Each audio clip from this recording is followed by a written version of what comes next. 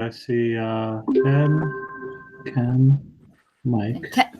And Ken, you have a quorum. Perfect. I have 6:59, so I'll give it another minute.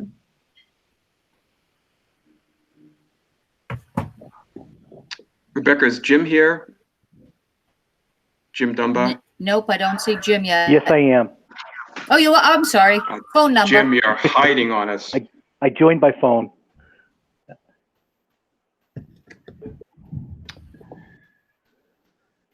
Rebecca, are we planning to be streaming tonight? Yes. Yep. Evan's all set for you. Great. I see Megan Weeks has joined. Hello, Megan. Hi, guys. How are you tonight? Good. Hey, Megan. I'm excited for my first business finance committee meeting. There you go. Well, we hope you live up to the hype. Oh, there's a lot of hype.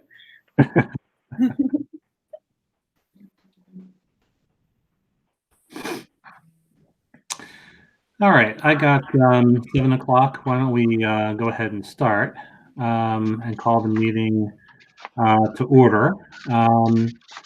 Rebecca, I'm going to wait for your cue to let me know that we are good to go from the recording and streaming perspective. You are all set, Mike. Super. Well, thank you, everyone. This is the first business finance meeting of the 2021 fiscal year. So thank you to everyone who's here.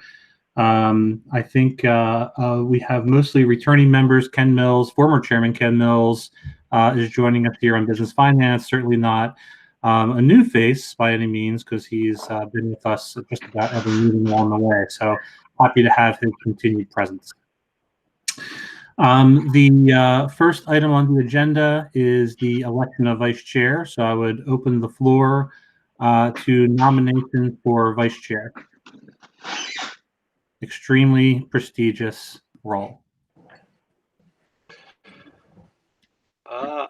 Since no one else is here, I'll nominate Ken for that role. Is there a second?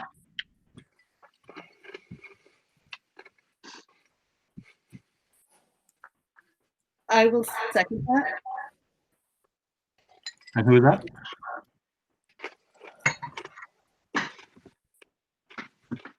Actually, I'm just looking at who is here with us. Carl is not here yet, and Malaya is not here. Okay. Who seconded that nomination? I did, Rebecca. Thank you. So I don't believe, Megan, I'm not sure that you're a voting member for business and finance, but I will second that motion. I think I can do that. And the floor is still open. Are there any other nominations for vice chair? Ken, do you mind if you were to be voted? Because you didn't second yourself, so that's fine. Oh, that's fine. I can. I guess I didn't realize Jeff wasn't a member; he was just visiting. So yeah, I'm fine with that. Okay. Thank you. All right. So we go ahead, Rebecca, if you can call the roll of the members, the business finance members who are in attendance. Sure. Dennis. Dennis votes for Mills. Mills. Mills will abstain. Mitchell. Yes. That's it. All right. Congratulations, Vice Chair of Business Finance, Ken Mills. Thank you for that. All right. Moving on in the agenda, which is rapidly moving down the cursor before my eyes, I believe, if I remember correctly, is the contract discussion for Treasurer Dunbar. And I believe we have Jim Dunbar on the call with us today. Yes, I am. Hey, Jim, how are you? I'm sorry, Mike. What was that last thing? I was just asking how you are. I hope you're doing well. I'm doing well, thank you, and I hope everyone else is doing just as well. Good. Under these interesting, trying times. Certainly is. So Dan, do you want to lay some context for, I believe we discussed Jim's evaluation at the last meeting. And my understanding is that his contract is here for discussion as well. Yes, it is. Thanks, Mike, and good evening, everyone. Happy Wednesday, and most importantly, happy National Hot Dog Day. In case anyone didn't know that today is National Hot Dog Day. Riveting information here, Megan, as you can see. There isn't. I'm sorry. It's living up to the hype already. There you go. There you go. It only gets better, as we say. In tonight's packet is a contract for Jim. It's a 1-year contract for July 1 of 20 to June 30 of 21. Given the state of the economy and our budget, we are looking to freeze Jim's rate for FY21 as of now. So the monthly rate would be the same in 21 as it was in 20, $13.01 and 18 cents per month, for an annual figure of $15,614. And I had said this at our last discussion when we were talking about Jim's eval. Jim is rock solid.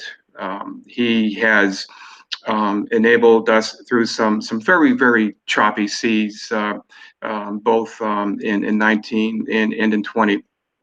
As just have a note here, just in terms of the interest income in the revenue budget, this year's figure, which is unlike last year, exceeded the benchmark by 450% plus.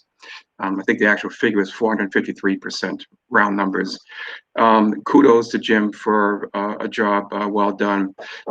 But his challenging work is not done by no means. And Jim and I have talked about it. Jim and I talk religiously, regularly. And as we go into proceed into FY21 with the many challenges that are before us relative to state aid, to federal aid, Jim has embraced the challenge with open arms. So it is the administration's recommendation that we go forward with this 1-year contract for FY21 at the FY20 rate for the annual figure of 15,614. Well, Dan, it's Jim. Thank you so much for your kind words. As I've said, every year in the past, it's a pleasure dealing with you and with your staff. They're a great group of people. They work hard, and I think we have good communications, and we work together very, very well, which is obviously very important. The only thing I'll say about the interest income is, well, we're hitting the rocks this year, gang. Obviously, with the interest rates where they are, things are going to be a lot tighter this year. But we'll still do the best we can with legal investments, and we're, as Dan said, we've talked more in probably the past 3 months than we ever have, and that includes with the previous directors in the past, just because of what's going on. And I think we've so far made good progress, and hopefully in the next couple of months, as things hopefully become clearer, we'll be able to continue that on. Yeah, I would love to work for the district for another year, and of course I understand the budget constraints and everything else, and the 2% or whatever is not really going to kill me on my $15,600 a year. But I thank you for the opportunity to work for the district and with all of you, and look forward to doing it for another year. So thank you for that, Jim. It's always good to hear your voice. We always have this once-a-year opportunity to speak and for you to come forward to the committee. From my perspective, you've been a very steady and consistent performer and rock for the district, and I'm very happy to hear that you're interested in coming back. I believe that Rebecca, so we don't have a motion that's on the agenda, but Rebecca has prepared one if anyone would like to make it. And the motion reads to recommend to the full school committee renew the contract by and between Wachusett Regional School District Committee and James J. Dunbar, referred to as the treasurer, for a period of 12 months, July 1, 2020 to June 30th, 2021. If anyone would care to make that motion. So moved. It's been moved. Is there a second? Second. Any discussion on the motion? And if no discussion, Rebecca, could you call the roll? Yes, I can.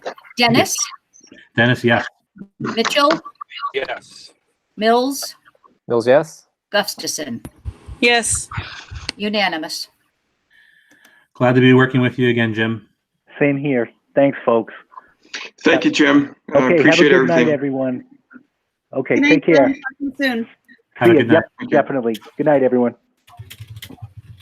So, Mike, just a microphone check. Can you hear me okay? I can hear you loud and clear. All right. Okay. Thank you. All right. So next item on the agenda is fiscal year 20 budget update, and we'll turn it over to you, Dan, for an update.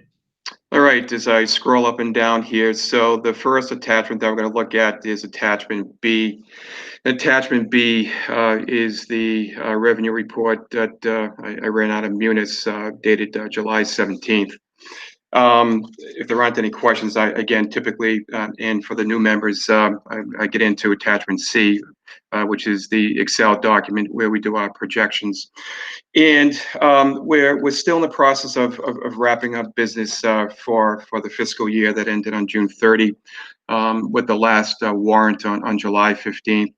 But right now, in terms of the revenues, on the revenue side, the revenues will fall short of the benchmark by approximately $400,676. And again, two reasons, as we've talked about throughout the year. Number one is the Medicaid challenge. And then number two is our miscellaneous revenue. And we've made adjustments in the FY21 budget to reflect what we believe are much more accurate figures.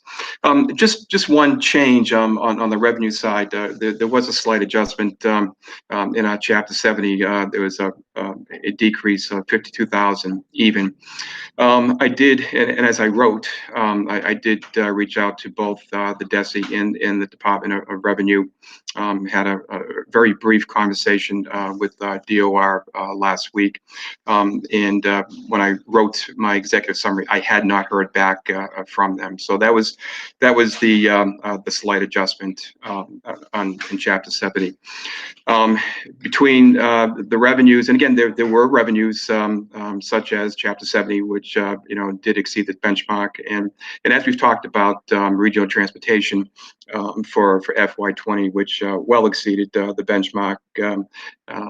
We are looking, and this is still an unofficial figure, we are looking at approximately $221,728 to the good.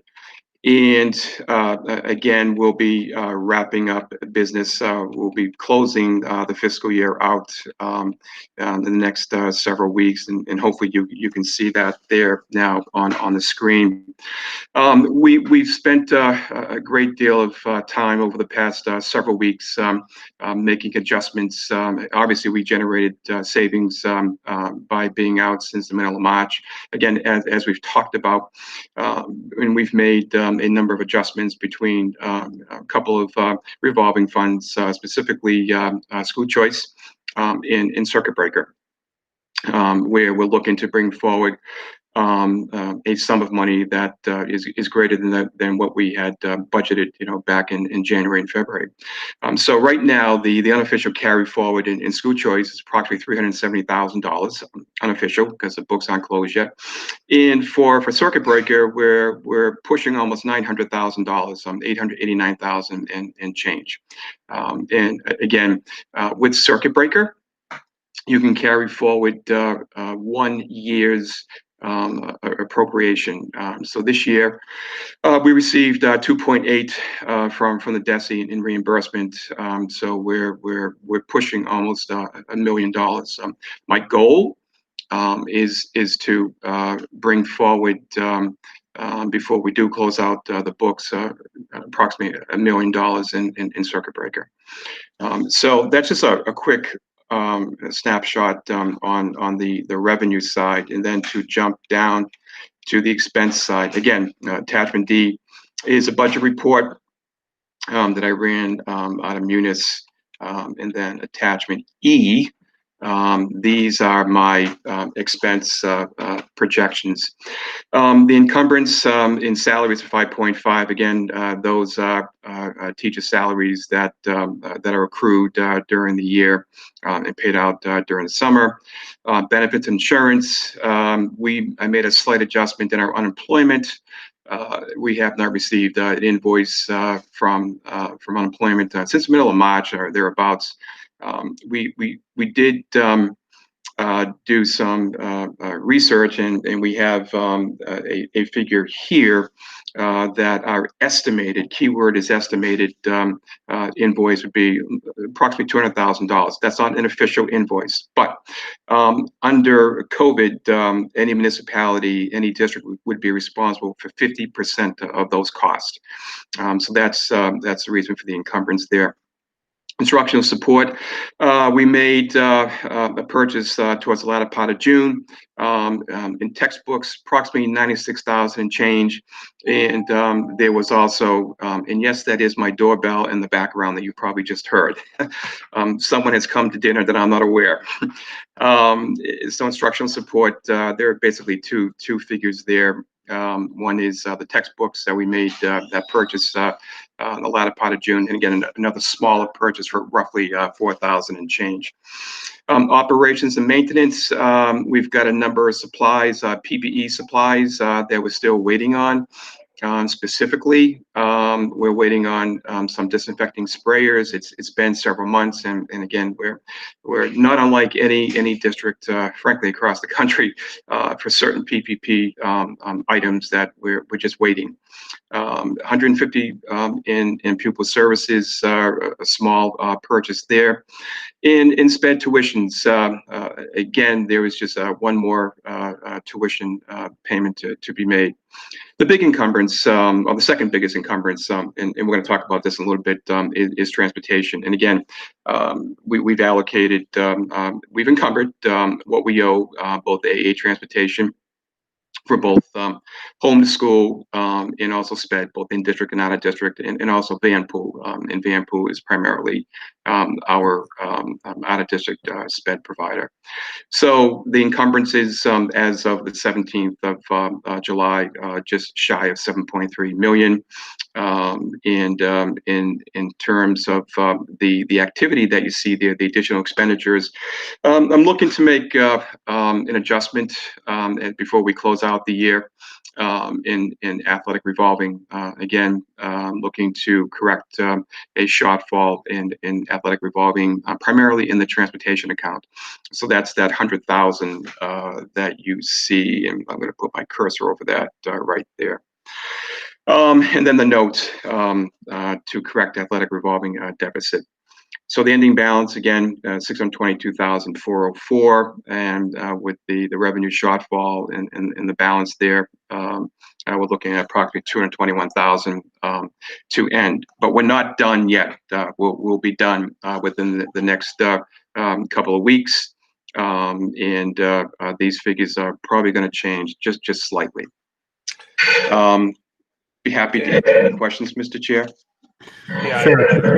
Dan. So, just for context for members, again, no new members here, but, we are, to use the metaphor about flying the plane and landing the plane, we're approaching the landing strip for landing the plane in terms of the budget process. And so at this point, it's more about finalization than guessing about where we're going to be. Having said that, certainly open up the floor for questions. If we could just raise your hand in the chat. And we have Ben, who has his hand raised first. So thank you. Dan, question. Looking at other school districts, have we encumbered any PPE for the upcoming year? Meaning like the first few months, face masks, hand wipes, face shields, those type of things. Sure thing. So number one, we've purchased a number of PPP items. Back in, I believe it was April, we purchased 5,000 face masks. Those came in within 2 or 3 days of the purchase, and those are in the district, those are in the buildings, those are with the facility director. Number two, we purchased in Circuit Breaker, we purchased almost $50,000 in sped materials, in PPE materials for the sped summer program. And there was also an additional expenditure. So the total there that we're looking to get reimbursed through FEMA is approximately $86,000 in change. Number three, Deputy Superintendent Burlow and I are working on a grant, the COVID grant that is being funded through the DESE, approximately $1.6 million. That grant is not due for a couple of weeks, but we'll be looking to purchase a number of PPE materials there. So we are well underway.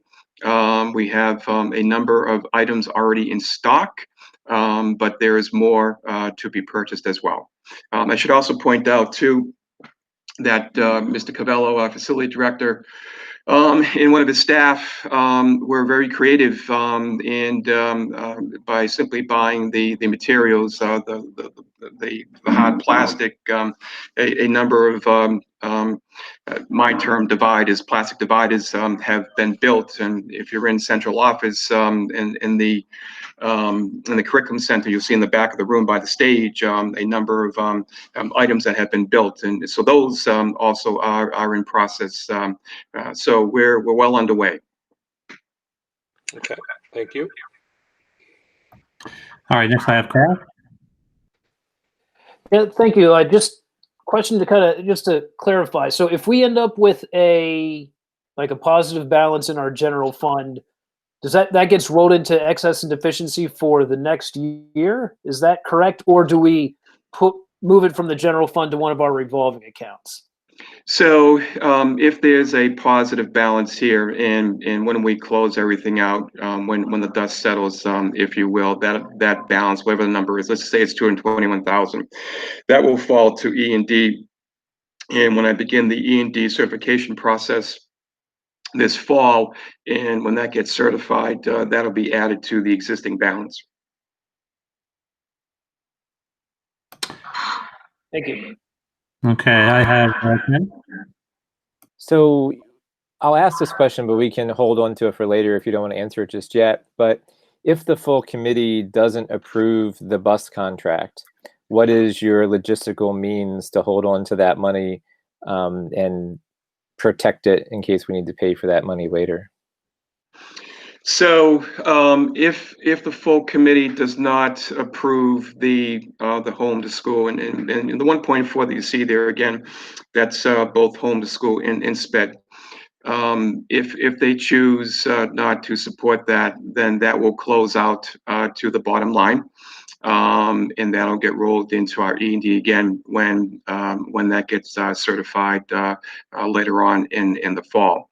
And as I believe we've talked about in previous meetings, that in the event that there are challenges this fiscal year, let's just say that there's a 9-seat cut in January thereabouts, or we hear about the 9-seat cuts on the horizon, we would go through the same process in 21 as we did 2 years ago relative to the use of money out of E&D for the field. And we would make the towns aware, we'd give them 45 days notice. And if there was no action taken on behalf of the towns, then we could access, a sum of money, whatever it is that we were looking to tap out of E&D. So just a quick follow-up on that, if you don't mind. So could we have, although it may be too late, put that money into transportation revolving and paid it out of that, or is that not an option? That's not an option now. That activity had to be voted by June 30.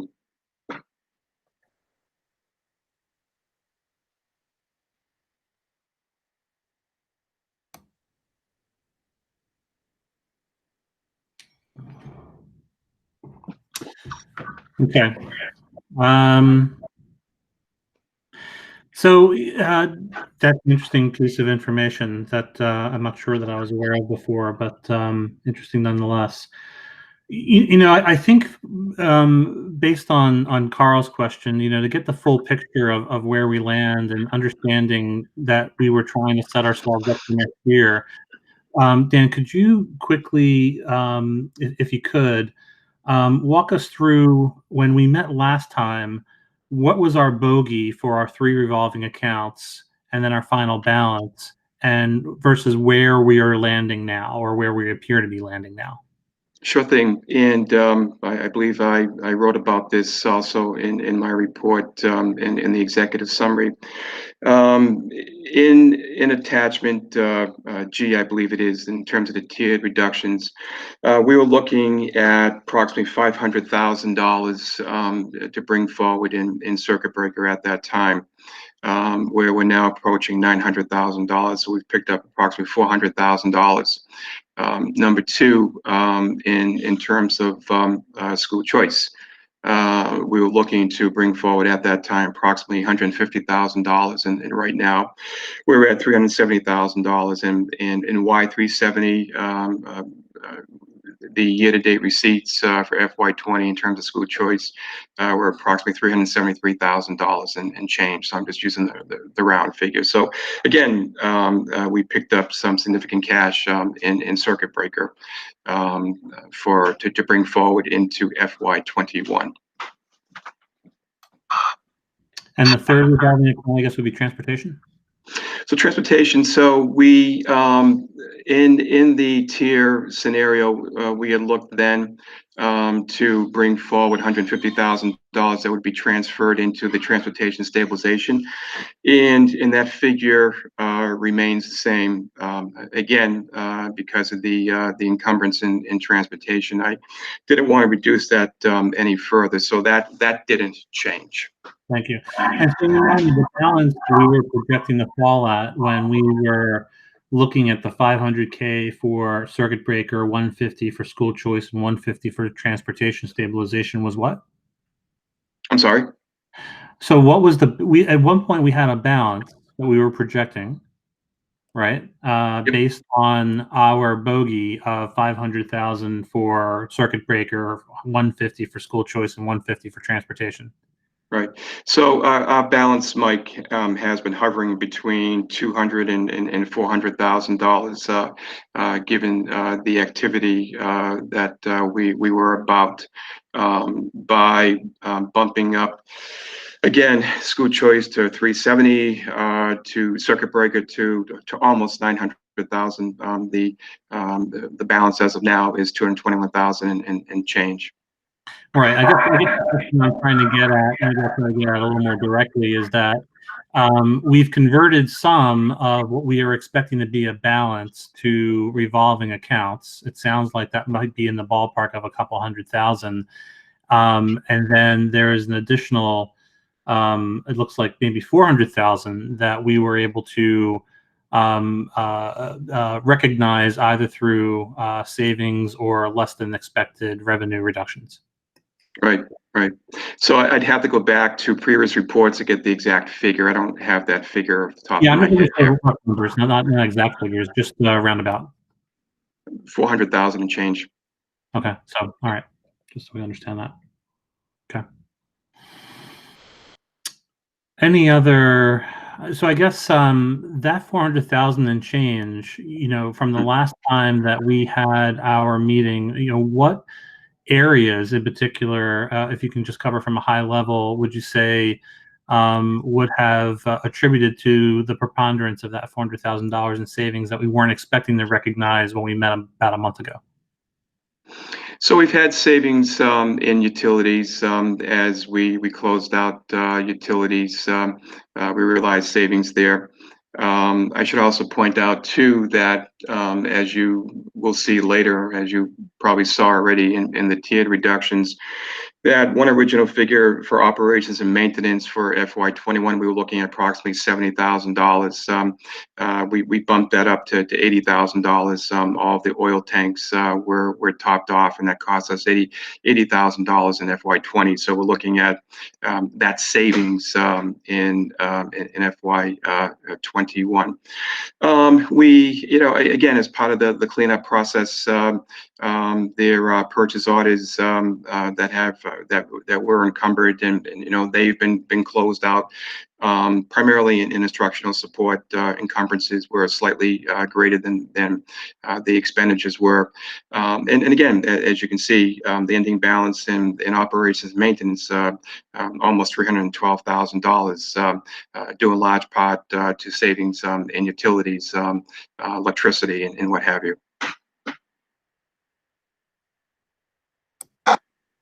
Thank you. Any other questions regarding the closeout for fiscal 20 budget?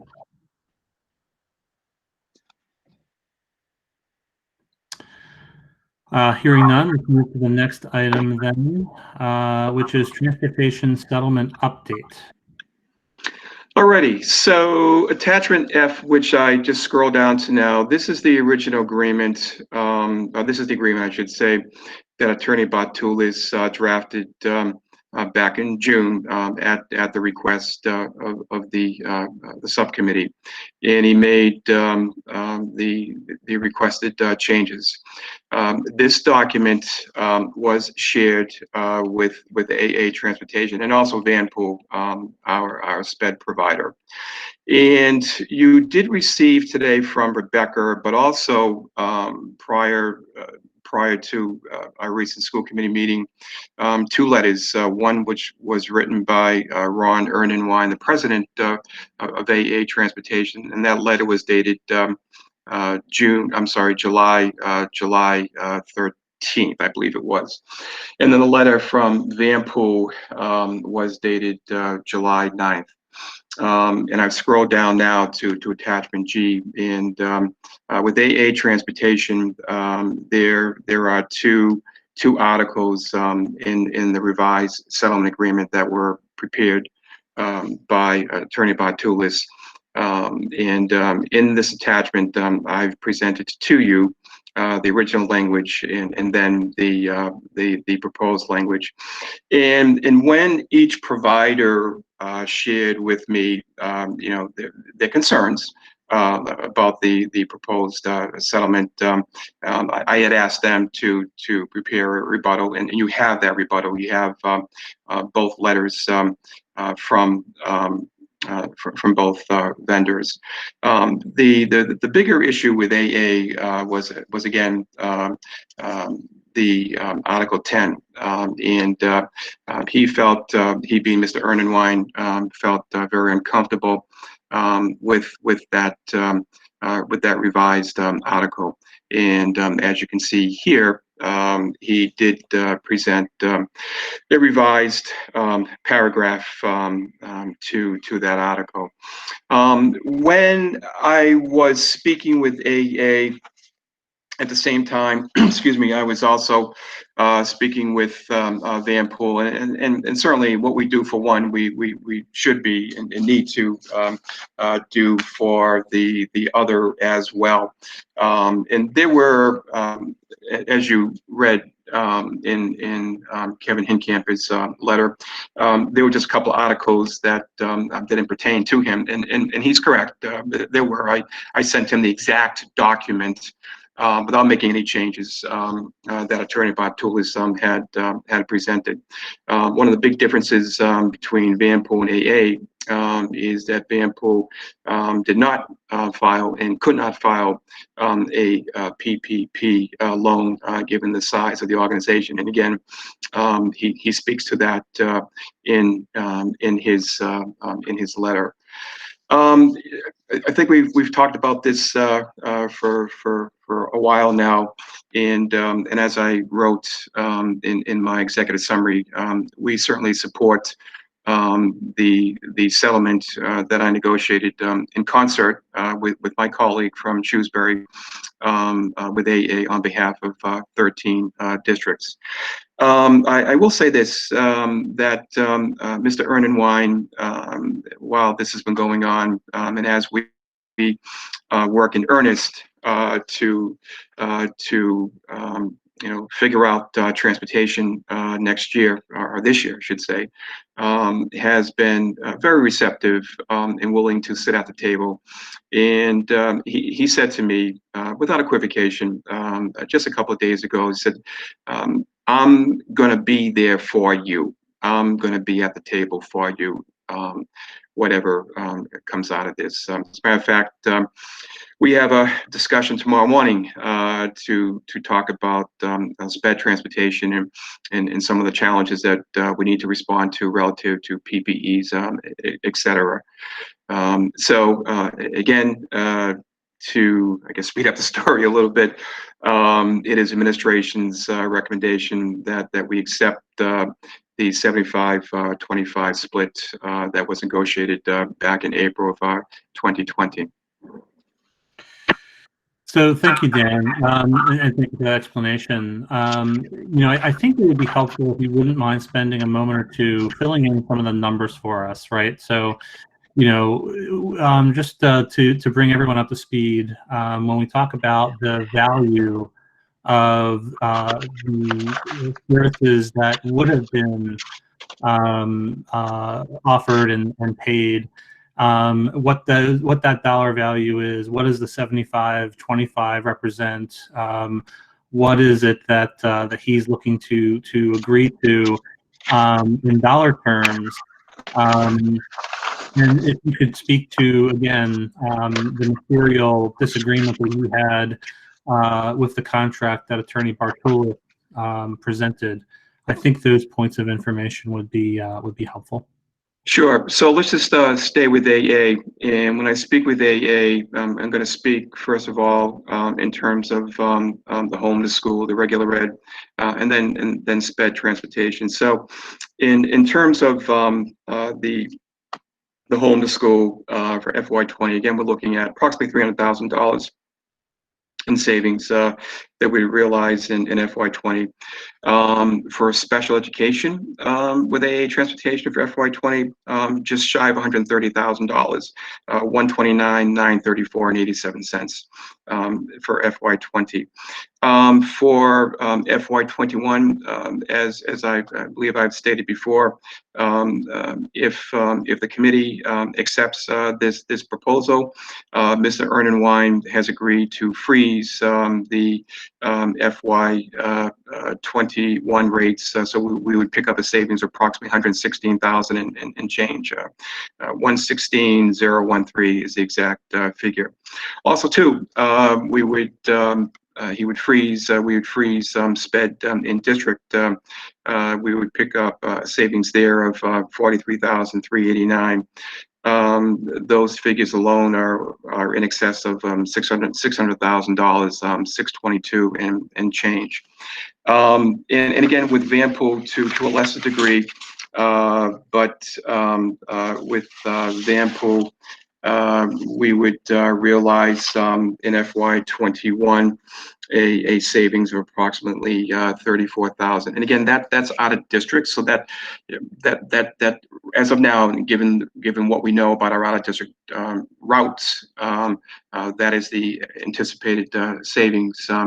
Again, students come in during the year and they may attend a different program that may impact that savings, but the snapshot in time now is that we would certainly save 34,000 with Vanpool in 21, and with AA, again, the savings there would be approximately 48,000. So just in terms of the sped for 21, and I did mention the AA figure, you're looking at approximately 82,000 savings there.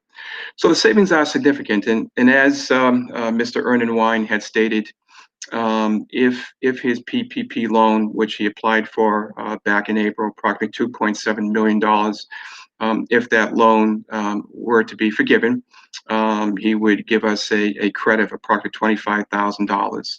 So add that 25,000 to the 622,000, and again, that's significant. Dan, a quick couple follow-ups on that. So, one, I don't think I got the full dollar value for the transportation services for the time that school was shut down. What was that again? So the full figure was 1.3. This is just AA now. It was 1.3. Let's stick with AA. Yep. So Yep. 1.3. Let's do that. Yes. And so then you mentioned that I think your term was savings. So it was 300K, which was, I think, your 25% calculation. Yes. The freeze, which was 116 For next year. This year. Next year, and then the 43,000, which was the SPED population, I believe. But I thought I heard you say that there was a total savings, again, your term, of over 600,000. My quick math was bringing me to 450. So do you have the 130? And what's the 130? The 130 is a savings this year in SPED.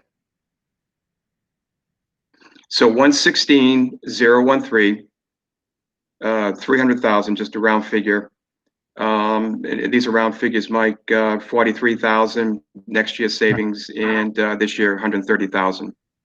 So the 130,000 is 25% of what we would have paid for SPED transportation to double Right. it? Yep, this year. So then instead of the 1.3, what's the total value for regular ed and SPED transportation? The value of that contract? Sure. So for,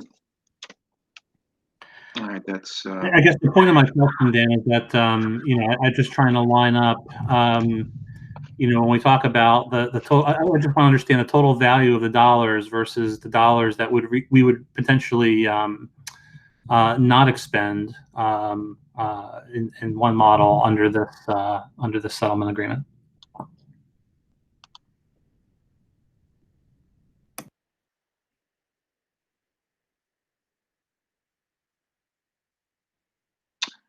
All right, that's the wrong spreadsheet.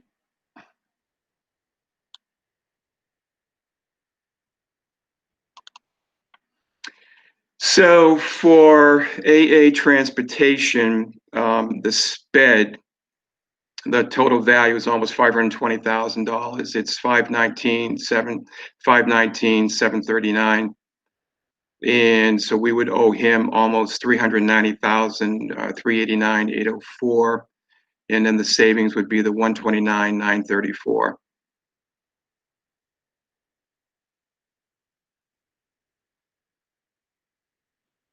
Okay. Yeah, I think I'm off somewhere about $20,000. That's okay. So it's the value. You're off. You're off because I'm just rounding the savings in the home to school by 300,000. That's where you're off. Okay. So to summarize, 1.8 million is the total value of the contract. By only paying or by only paying 75,000, we would be paying $430,000 to $450,000 less, and then there would be a freeze of rates, which for us would be about 116,000, and then a $43,000 for SPED for next year. All right, I think I got that. Let me open it up to questions in the chat. Does any of the members have questions?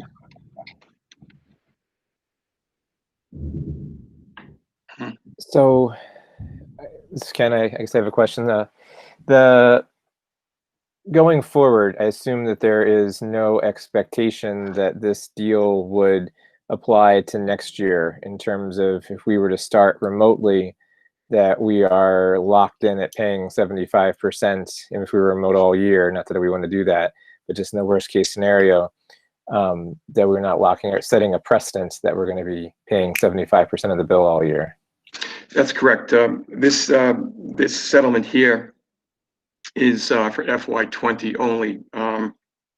In the event that we were to begin remote later this summer, early fall, and the buses didn't run and the vans didn't run, then we'd have to sit down and renegotiate. First of all, I think that we'd have to seek some direction from the DESE as well to see if they would want us again to replicate what happened in the spring of 20, which is to work out some type of a settlement to ensure that the vendor was there. But all of this is relative to FY20, with the exception of the savings that he's proposed in FY21.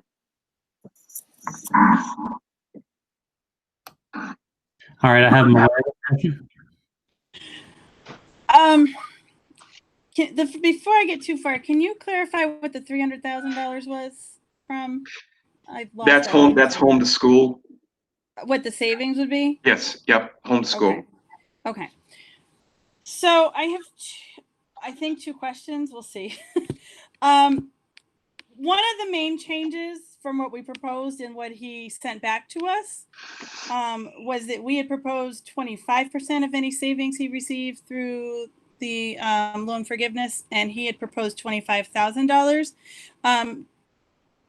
Do we have any sense of how those two figures compare? I think the $25,000 is less just by doing quick math, but I didn't know if you had sat down with him and done that math, or if he provided a basis for that reduction. Because I think 25% works out better for us, but I didn't know the real numbers. Right. So that is a figure that he proposed, and that was based upon the 2.7 figure that he received in the PPP loan. Right. But do we know what our approximately 25% would have worked out to be if he I don't have that. I don't have that figure under our original plan? Okay. Right. So I haven't done that math because I wasn't clear on the number until I saw the letter. But I suspect that our 25% that we propose is a lot more that we'd be getting back than his $25,000. So that's a concern. I don't know, but it's a concern. So if anyone can figure that out, that would be really helpful to know for me. Sure. So I just did quick math, right? So if he applied for 2.7 million in PPP, 25% of that is 675,000. Yeah. So that's the big difference. Yep. Okay. Thank you for doing math. I cannot do math on the fly, so thank you. So that is one concern I have. That's a very big difference. My second concern is that when I read his letter, I remained really frustrated, I must say. He went into all this detail about his loan and why he's paying employees. It does not, I don't know if we have an answer to this, but it does not make sense to me how when his fleet was not running any runs, it was literally sitting in his buses, by his own admission, generated zero revenue, which means they were sitting in his lot doing absolutely nothing. He had employees at home receiving unemployment for which the loan paid for at least 60% of it. So that means he's not even taking on the full cost of unemployment. When we had to lay off our teachers, we didn't have that benefit. So he is paying 40% of unemployment for his staff for this time. Plus, his buses are not doing anything. And I know that his company does not have huge overhead. I mean, I know there's a building, but I'm really, the math does not make sense to me about how he needs 80% to remain solvent and make up for all of his expenses lost during this time, when there weren't that many expenses except paying the overhead seems to be very low. And there seems to be, like, I know he went into great detail to explain more than he had in the past, but the numbers still aren't making sense to me. There's something missing. I obviously would like to give him what he needs to say solvent, but given what we know about the payroll, the loan paying for 60% of the unemployment, not running any buses, they're not generating fuel. I just am very confused about where his actual number is coming from for what he needs to remain fully solvent. So I'm still struggling with this, I must say. And I feel bad saying that because I would like this to be behind us so we can all move forward and start talking about next year's arrangements. But there's a very big gap. And maybe I'm the only one, but I'm very, I don't know where we go. I don't know what numbers he has shared that he has not put in this letter.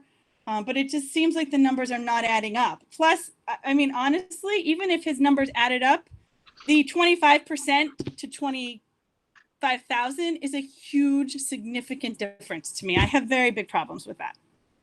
I don't think his letter justified that. So, I mean, those are my concerns. Okay, And I'm sorry to be negative, but those are my concerns. I mean, I wanted us to figure out a solution, but this is what he proposed is seems like some holes to me. Any other questions from members? I don't see any others in the chat at this point. So, oh, Ken, go ahead. Yeah, Mike. Could I ask? I think Daryl is on the line. Is he not?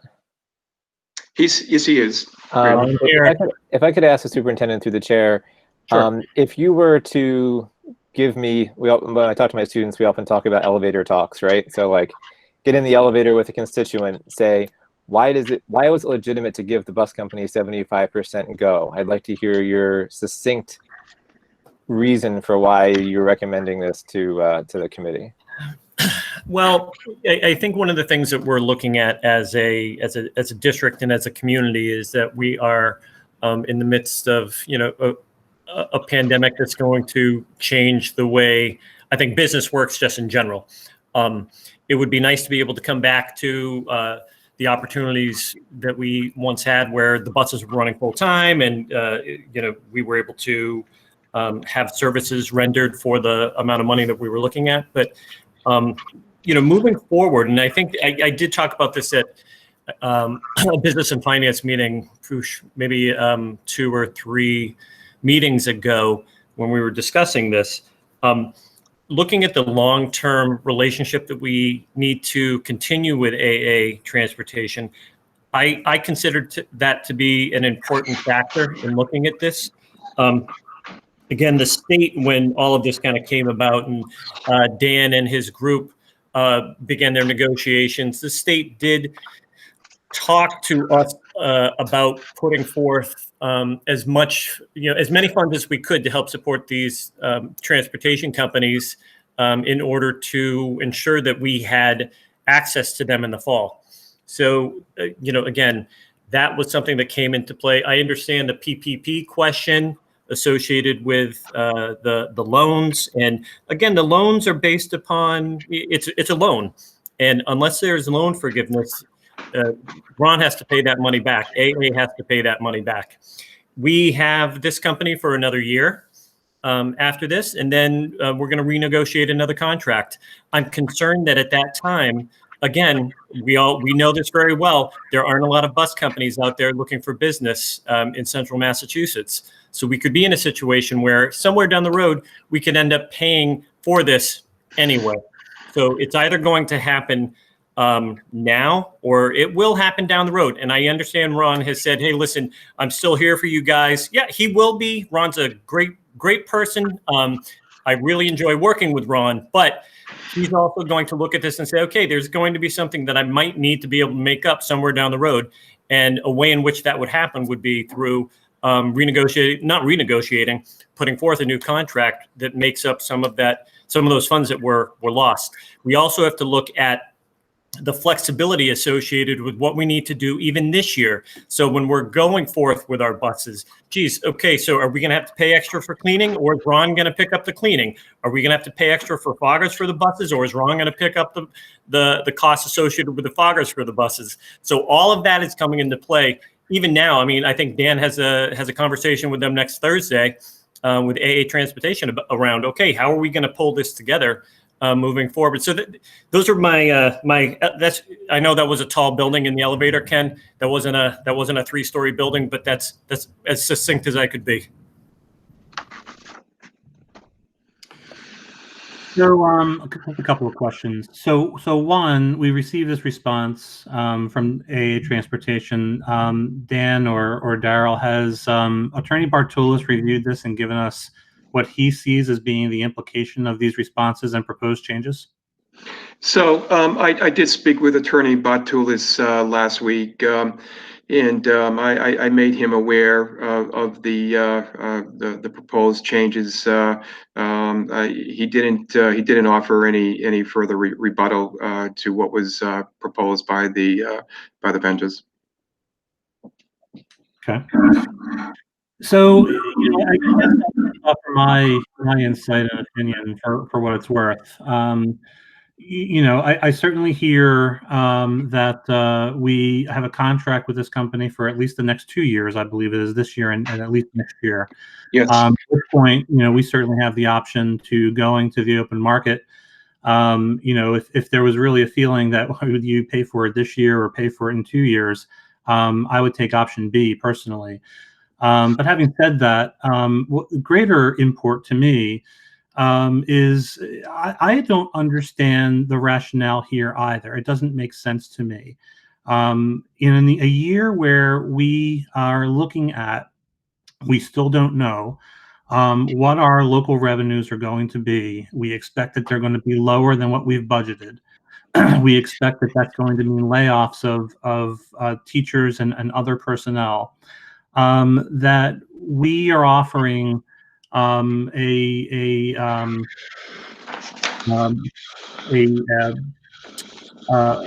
basically paying off this sum of money that to me goes beyond just fixed costs, right? We're talking about the labor that's included as well. And so what we've heard from Arturo Bartulis, and I think, Dan, you might have confirmed this, is that the drivers were laid off. They were able to collect unemployment plus COVID benefits on top of that. He's looking to make them whole. He's applied for a PPE loan, of which if he receives loan forgiveness, which again I don't understand why we would expect that he wouldn't, and that is a conditional statement. We would receive only $25,000 from that. It just doesn't make sense to me. And I'm not sure. Well, I guess I am sure. In my mind, this is not the way that we can be the fiduciary of the dollars that are in our trust on behalf of the district. I'm not seeing how it is. When we talk about savings, it's only a savings if we've agreed that we would ordinarily pay them 100% if they did not provide these services. Under these extraordinary circumstances, they were not able to provide these services. So why should we pay them anything? Well, I could probably understand working with a partner to try to cover some fixed costs. This, to me, when we talked about it before, both of business finance, when we've talked about a full school committee, I think the sentiment back then was that this was a bit too far. It again still seems to be a bit too far, and I just don't understand the principle that we're using here. There's multiple ways that their employees are being covered when it's probably not our responsibility to cover their employees. That's my opinion. So we have two questions that are in the queue. That's Malia and then Ben. So my one question was that, do we know when he will I can't talk today, when he will be notified if his loan is forgiven? I think they said 24 weeks, which, is not that far off at this point. Sometime this fall, I guess, I would assume. I'm happy to ask Ron that question tomorrow morning. Again, as I said earlier, we've got a conversation tomorrow at 8 o'clock to talk about sped summer routes. So we're happy to have that raise that question after that discussion. And I also have concerns that even though this is not directly translating to the upcoming year, that he will use it as a template and say, you paid us this much. This is what I expect to start at. I think somewhere in here, there was in his letter, he noted that other districts are paying 75 to 82% where they're paid. And I appreciate that. But I also know that we have a much larger transportation budget than probably any of those districts or most of those districts, because we do have one of the larger ones in the state. So I think you have to keep that in perspective, because 75% of a district much smaller than ours is a much smaller amount of money. I I just feel like even though he's easy to work with, he's taking advantage of us, and I really does not leave a good feeling, I must say. I mean, I think we're trying to work with him as well, but I just don't understand why he keeps pushing back and not giving us. I don't think his letter justified what he's asking for with the 25% versus 25,000 in particular, and justifying what his actual costs are that require 80% when they were doing nothing and the loan was paying for most of his highest expenses. I just don't feel good about that right now. I'm stuck. So just as a point of reference, Malaya, that 75 to 82 is a 2.5. That's on page 2 of his letter. It's Yeah. 3/4 of the way down. And when we were negotiating the settlement agreement, my colleague and I, that figure at that time was based upon the statewide average for districts where the transportation provider paid employees. So that's genesis to that those percentages. Honestly, I mean, I think 2 meetings ago when we had this discussion, I still wasn't thrilled with his course of action, but with the reductions he was going to give us for this year, I could probably deal with it. But this change from 25% to $25,000 is a significant amount, and I have a significant problem with that. If that were not changed, I probably could swallow the rest of it, even though I don't really agree with it in theory. But at some point, you have to make settlements, you have to make agreements to keep the peace, per se. But the 2 pieces together just really is not sitting well with me, and I'm not. That's my opinion. I know I'm one person, but I really having a problem with that. Thank you, Malaya. So we have Ben and then Megan.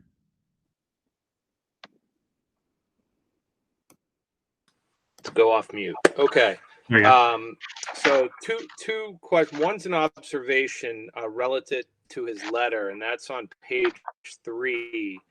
And it looks like a lot of his hardships actually aren't even a result of our district, but an overall income hardship, both based on summer revenue as well as he says sources other than home to school.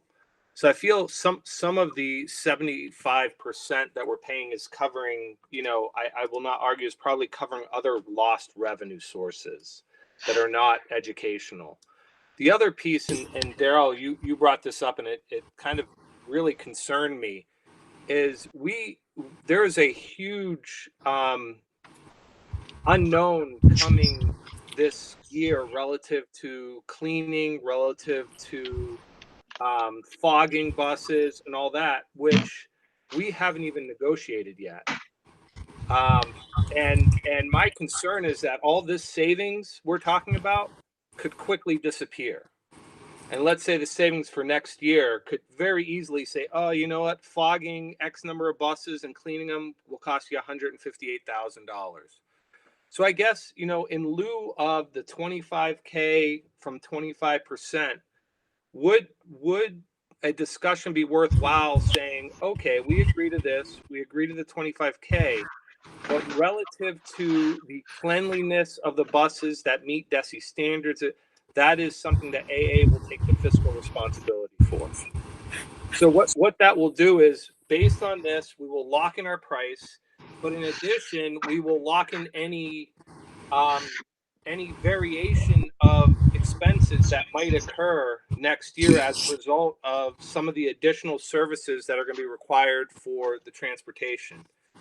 I think that way, that's kind of a variable expense. We don't know what that's going to be. We don't know what he's going to charge us. But if that would come off the table, that'd be an interesting discussion.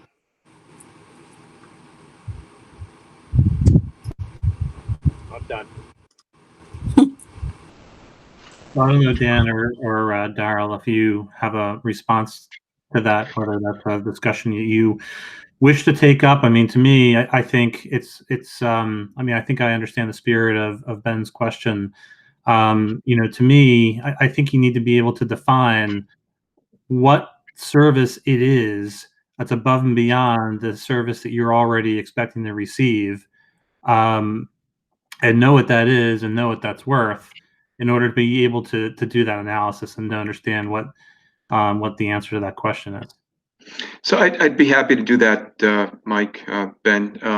As Darrow had said a couple minutes ago, the 13 districts that were part of the original settlement we're getting back together again, and we had a meeting last week, and we've got a meeting next Thursday again to talk about the fall. So I'd be happy to raise that question, independent of the larger group. I guess my question is on top of that, right? Which is, do we know what it is at this point? Are we far enough along in our planning to know what it is that we're expecting or hope to expect from our bus company next year? We do a little bit. I mean, he has bought foggers for all of his buses.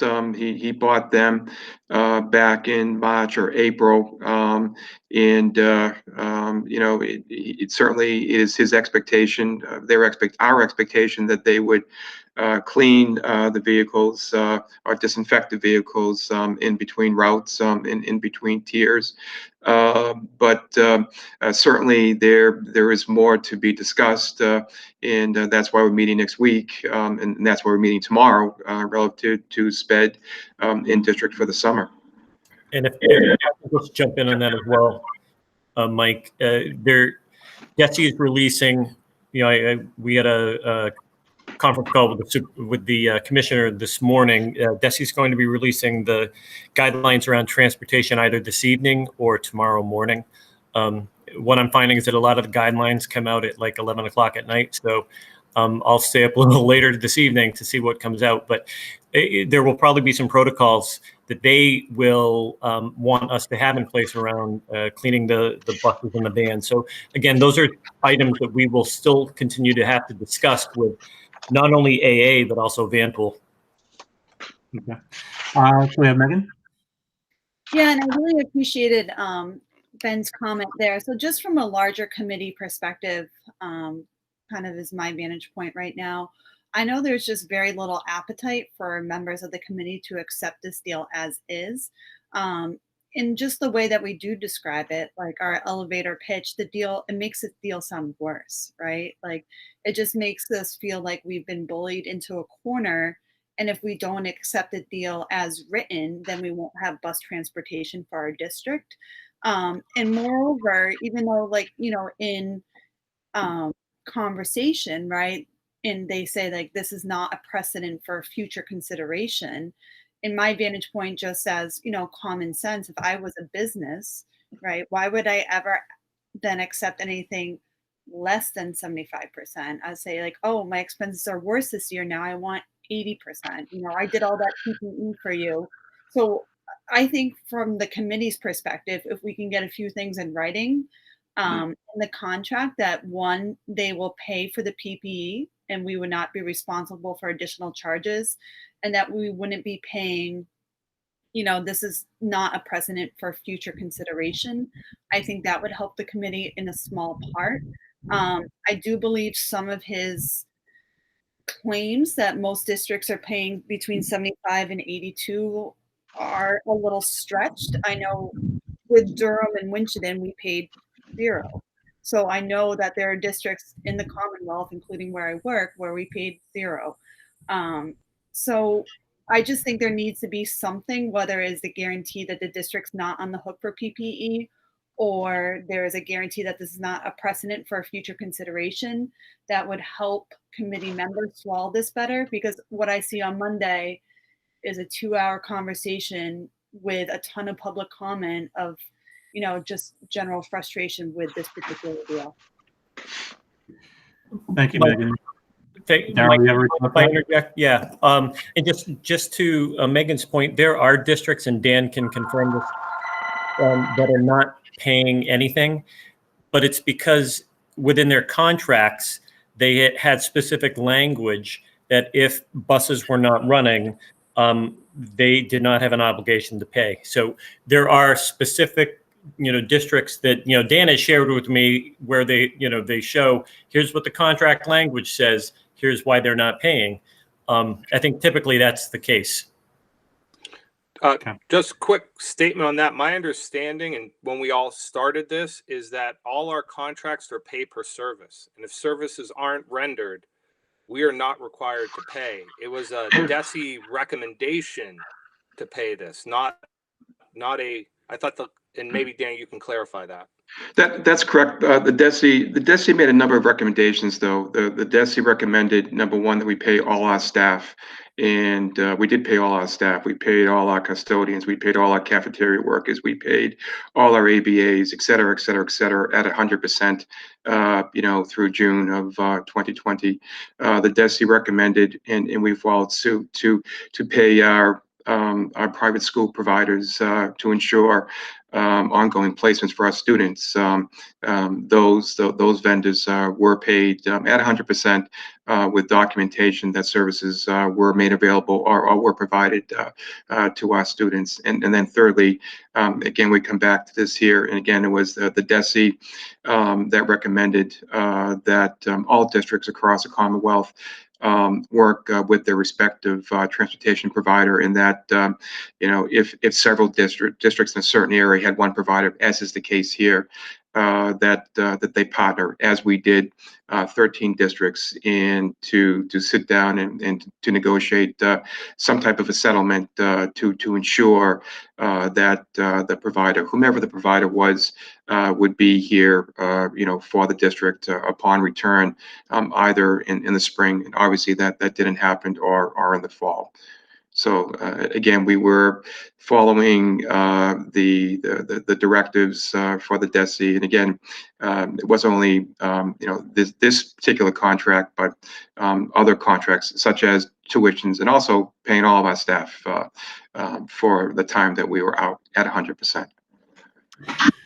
So Dan, wouldn't it be an important clarification to make that the DESI recommended that we continue with our payments, and that while we were in an interim state of not knowing whether or not we were going to return to school, but that upon return to school, they, as you mentioned, did indicate that we could form a collective to negotiate a readiness payment to our bus vendors in anticipation of getting them ready for next year. And I make that distinction, right, because I don't think we're directed by DESI. I think it would be incorrect to come away with the notion that we were directed by DESI to continue to pay our vendors for services that were not provided as just regular nature. Quite the opposite. It was a recommendation, Mike, that the DESI gave us. And again, when these 13 districts convened, and two of us, myself and again Shrewsbury, sat down with AA Transportation, the fullest understanding was, and I believe I stated this in previous meetings, is that at the end of the day, each respective school committee or each respective town, the buck stopped with each school committee or town. They were the ones who were the decision makers, and that has always been the expectation with this particular scenario. And I believe, and I'm not sure which meeting it was, but I believe I had stated that also as well, that it's up to the committee itself to say yay or nay to the settlement agreement. Okay. All right. So Malia, I see that you're there. You have your hand raised. There was you go ahead. No, it was just quick that when you said the language about ensuring the service or provider would still be there upon return, I think by getting his loan, that resolves a lot of that problem, and that is a problem that I have. So I think he is still going to be there because he obtained the loan, which gave him a significant amount of money to maintain readiness of his drivers, et cetera. But he's still asking us for the same amount he would otherwise. So. Yeah. Thank you. So, at our last meeting, we asked Attorney Bartulis to draw up a proposed settlement agreement that was very explicit and specific. That was not accepted. We have a counter response from AA. Dan has added a potential motion to the agenda that I'll read very quickly. The motion is to accept the settlement agreement between AA Transportation for home to school transportation, special ed in district and special ed out of district, and the Wachusett Regional School District, whereby invoices for the total closure days of 52 days are prorated. If you're not talking, you can just put yourself on mute.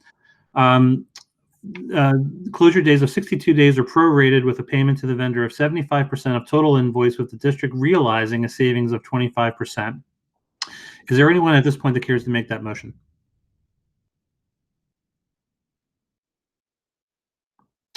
Hearing none, I'll move on to the next motion. To accept the settlement agreement between Vanpool Transportation for special ed out of district transportation and Wachusett Regional School District, whereby invoices for the total closure days of 62 days are prorated with a payment to the vendor of 75% of total invoice, with the district realizing a savings of 25%. Is there anyone that cares to make that motion? Hearing none, is there any other discussion on this topic? Yeah, this is Malia. Sorry, question. Dan, do we have any sense? I mean, Vanpool seems like they're being very understanding while we try and sort this out with AA Transportation, AA Transportation.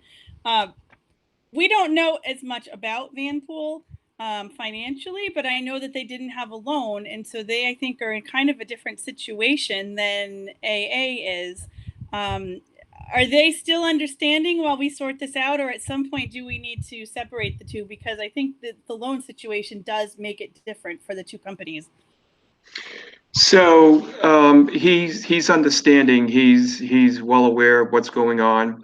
And in one of my discussions with him, I had stated that, and again, this goes back probably a couple of weeks. I had stated that, you know, whatever we do for AA, we'd probably look to replicate with Vanpool.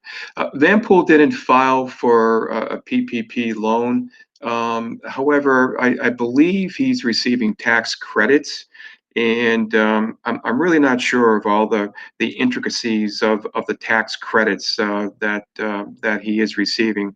With Vanpool, and again, I've pulled it up here. His concerns with the contract, I think, were minor. Again, you have in front of you, at least up here on the screen, Article 2, and just some slight changes that he made in the before and after. Then going down to Article 3, again, that section, as he wrote in his letter, just simply didn't apply to him. Again, he talks about Article 5. He does reference Article 7. And again, I gave him the exact contract, and I wasn't going to make any changes whatsoever until we had a chance to speak as a group. So he said that, and again, you have it here in front of you, that Article 7, which pertains to out-of-district transportation, that is what applies to him. So his, I guess his changes were, well, I mean, he did delete Article 10 as well, as I wrote, and as he wrote, and he argues that's not applicable. And again, Article 10 is the piece about the PPP loan, and no, he didn't apply for that, but he did apply for these tax credits, which he made me aware of. But again, I'm not sure if the tax credits are similar to a PPP loan. But that's why, in his rebuttal, he said that Article 10 is not applicable to him. Okay, I have Carl on your 10.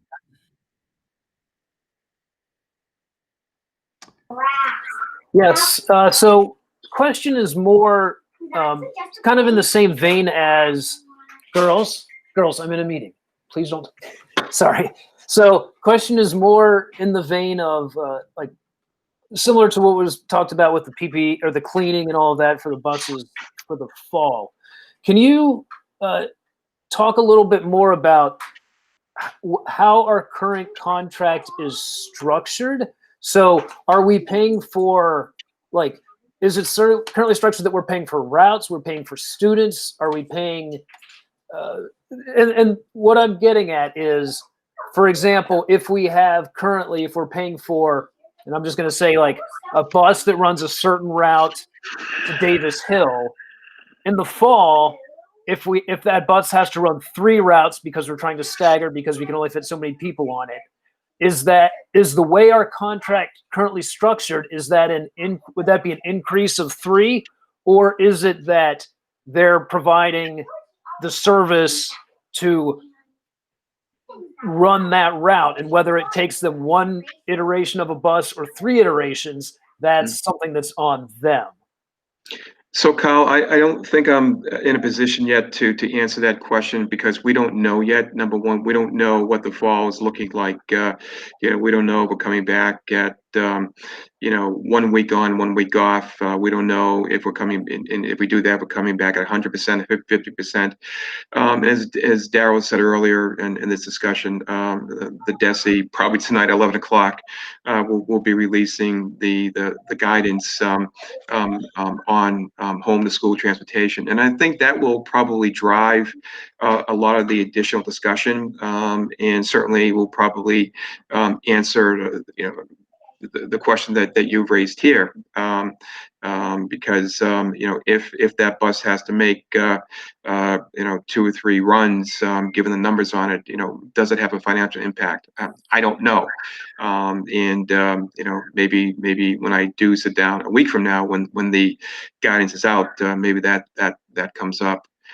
Well, I guess the question is really more what, like, with the current contract that we have, what's the terms of our current contract? Is it based off of, like, and I don't even know if it's specified in that level of detail or not, whether or not we're paying for routes, we're paying for a certain number of students. It's bus per day. It's bus per day, Kyle. The contract is based upon buses per day. We have 49 buses, and there's a rate per day. Okay. All right. Okay, I have Ken, and then we're back to Ben. So I guess my comment is sort of a question: is now what? So if we weren't willing to put a motion on the table, which I think the conversation led towards, what do we need to give some sort of guidance to administration of what we would be willing to possibly consider so that they have some sense of how to negotiate?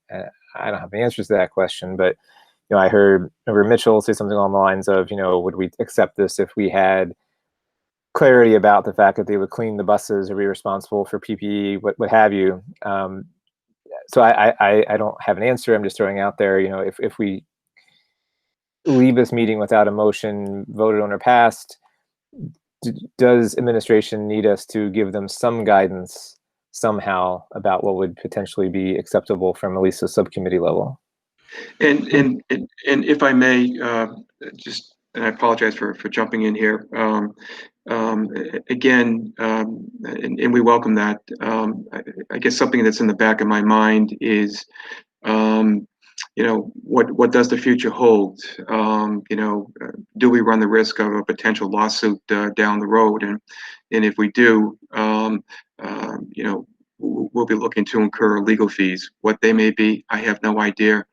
And that may not happen tomorrow, the next day, but it's something that's in the back of my mind with AA, and maybe it's a non-issue. I don't know, but certainly I think it's something that we have to weigh as we navigate these waters here. So, we've given feedback in a way of negotiation in the past. Both this committee and I think the full school committee has done that at some level. I think that what we've had is we found ourselves in this process of proposal, counter proposal, and I'm not sure how we break that. But I'll reiterate one of the principles that I've gone back to is that this ought to be a principle-based negotiation. And at least for me, I could understand um, the concept of a readiness payment with respect to being able to provide some help along the way of fixed costs. I think once we start to get into the labor pool and it becomes greatly confused because it seems like there are multiple sources that are covering that, and I'm not sure that's appropriate for us to go that far. But for me anyway, that's the principle that I would look to as we try to move forward. And I mean, quite frankly, Dan, I assume that there is a point in time. We've already reached a point in time, which I'm not sure the committee knew entirely or appreciated entirely, where at one point we talked about, well, if we don't have a settlement, we will put these funds into a stabilization account and be able to leverage them very forthrightly next year. It appears that that's no longer an option for us. So, at some point we need some guidance from the administration about, if not by X, then we need to move on. And I think that's some feedback that we need from you as well. So I'm going to defer that to Daryl. How do you want to proceed? I guess in terms of having a support, as Ken said, from the subcommittee or the full committee, I think ultimately we've had some feedback this evening around some ways in which we might be able to go back, which might again give a little more support for moving forward with this. No matter what, I think we're going to be in a situation where we're going to realize quite a bit of savings ultimately, but I'm willing to kind of go back to the table ultimately with Ron and look at these other proposals that were brought forth today, and then we could move forward. Dan, do you agree? Never say never. So I'm willing to go back again to Ron, and for that matter, it'd be Kevin as well. The money's encumbered, so that's not the issue. And maybe we work out a settlement with Kevin, and we reduce the encumbrance, from 1.4 to 1 or thereabouts. So I'm happy to broach this with Ron tomorrow after our 8 o'clock discussion and bring it forward at our next meeting. Yeah, and by the way, I mean, to me, the principle for one should be the principle for the other. I'm not sure why there would be a difference, but the principle, I think, is both. Which is, again, if they're looking for a readiness payment to cover fixed costs, that might be a little more understandable than trying to cover the labor. I have Ben with his hand raised as well. Yeah, I'll try to make this short because I know we've been on this topic a while, but I'm looking at our negotiation that we've gone through over the last few weeks, and I haven't really felt that we've had much on our side of negotiation. The only thing we have is whether we pay or whether we don't. We continue to ask for stuff, and I guess we're at a point now with these new DESI standards coming out that I would make a recommendation that until we have the full picture of what next year is going to be like, I wouldn't value any savings that's put in this document, because we don't know what additional expenses we might incur. So I think it's difficult to make a agreement with what savings we're going to have next year when we don't know what expenses we're going to have next year. And we know that the full picture, from what everyone's saying, is going to be out hopefully within the next week or so, or even sooner.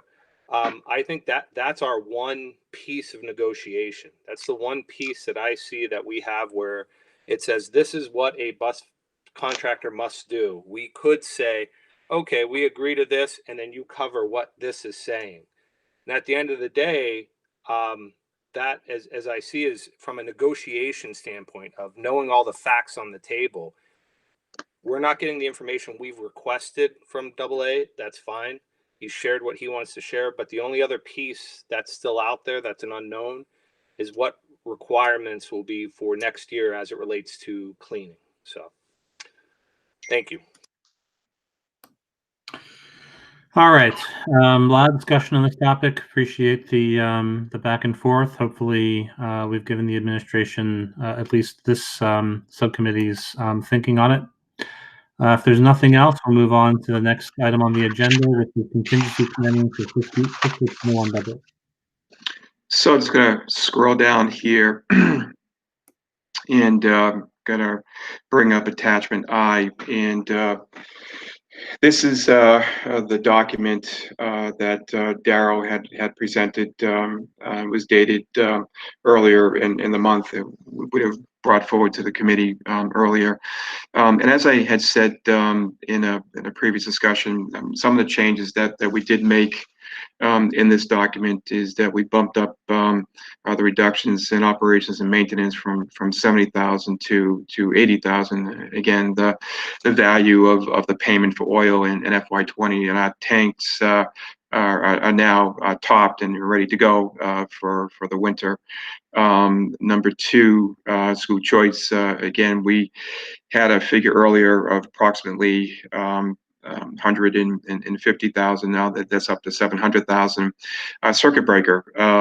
Again, when we did this like a week or so ago, we were at 700,000. We've bumped that up. I did another adjustment just prior to the 15th or the 16th.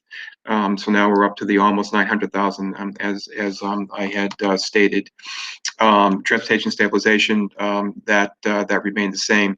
And one other change from the previous document, the copy of lease, this figure was not listed there. And we did negotiate our lease. It was coming to term. So we negotiated that, and in doing so, we picked up a savings of almost 17,000, 16,700. And again, this time of year, these are fluid numbers, and I again, I bring to your attention circuit breaker. On this document here, we're looking at 700,000. We're up to almost 900,000, and again, before everything is said and done, we're hoping to get that to $1 million. So again, we'd be 500,000 above what I believe was the initial figure listed on this document here. Any questions about the adjustments that we made in tier 1?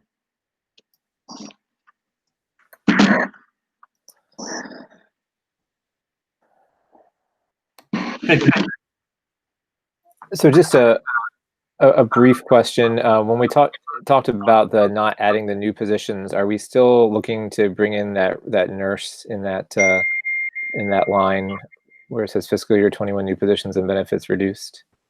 So Darrow? Yeah, we're still looking at that, Ken. Still a little up in the air because one of the things that we might be looking at would be some LPNs to help support some of our RNs. So trying to be a little more flexible. One person might not do the job for that. So we're exploring some different options right now. Do you mean like a CNA or do you mean LPNs? Yeah, I'm sorry, CNAs. Yeah, LPNs would be more expensive. Right. And Exactly. is that something you have to discuss with the union or? No, because it's a separate body. What we would do is again, look at what we would need based upon the schools. But again, one of the things we're going to run into, no matter what, is just the entire concept of when kids are in school and we have a situation where there is a suspected COVID case. We have isolation rooms. We're going to have a person watch that student while the nurse is still available for other students. So. We've kind of gone through 50 different scenarios for how that might work out. So it's still up in the air, but we're going to have to do something. Yes.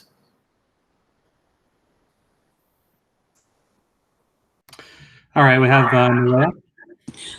Related to that, I'm curious. I assume that the nurses and Sandra in particular, have weighed in about what you're considering, because I know they were very strongly adamant that we needed that particular position. And at the time we last discussed it, that was still going to be kept in. That was specifically noted. So I am hopeful that they are aware of your alternate thoughts at this point and have weighed in on them. Yeah, so I believe some of the nurses were part of the group that was the advisory task force, excuse me. So again, that's one of the things that we were kind of putting out there. They do know that we had we'd come back, and I've had a couple conversations with that union in particular around what we're going to do, and these were the conversations that I had with all unions a little earlier on in the year. So yes, they know, but ultimately we have to look at what we can do to help support them and our schools going into the fall. It's just this was there prior to us kind of moving forward with anything with COVID. So we have to look at what coverage might end up looking like, across all of our schools. Yeah. Okay. Can I have another question? Do you want me to wait till we're done? It's related to tier one though. Very good. It's related to tier one.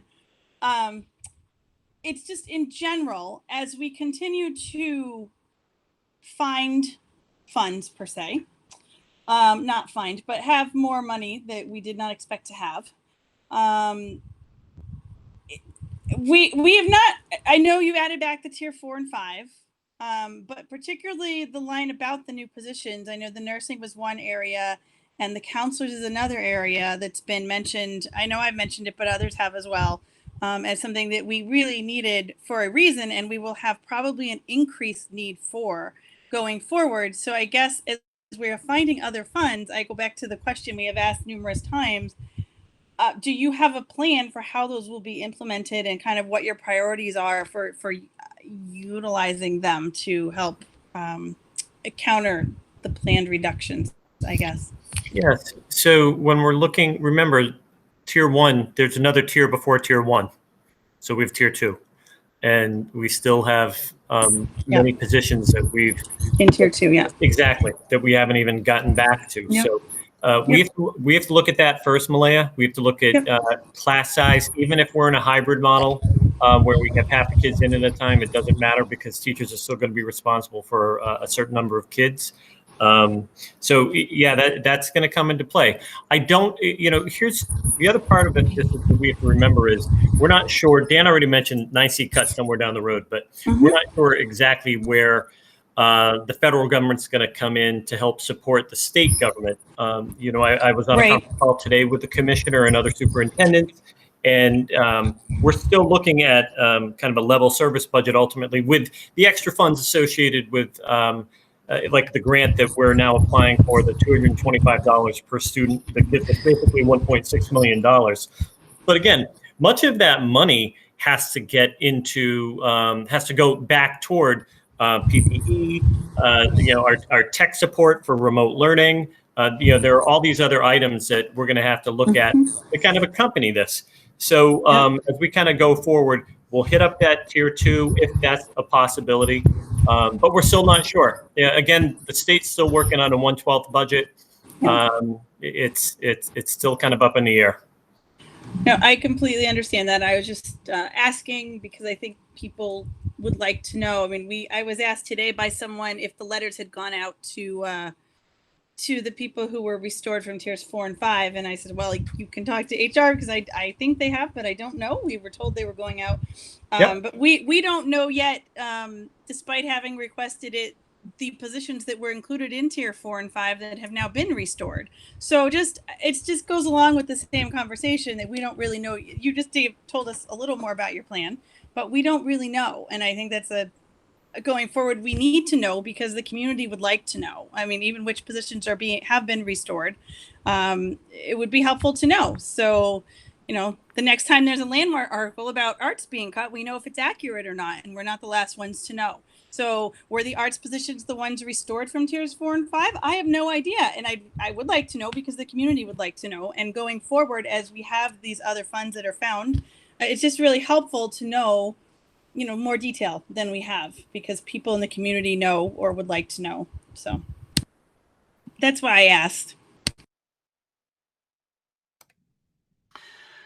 Thank you, Malaya. So, along those lines, so it seems to me that, we have a budget that's passed.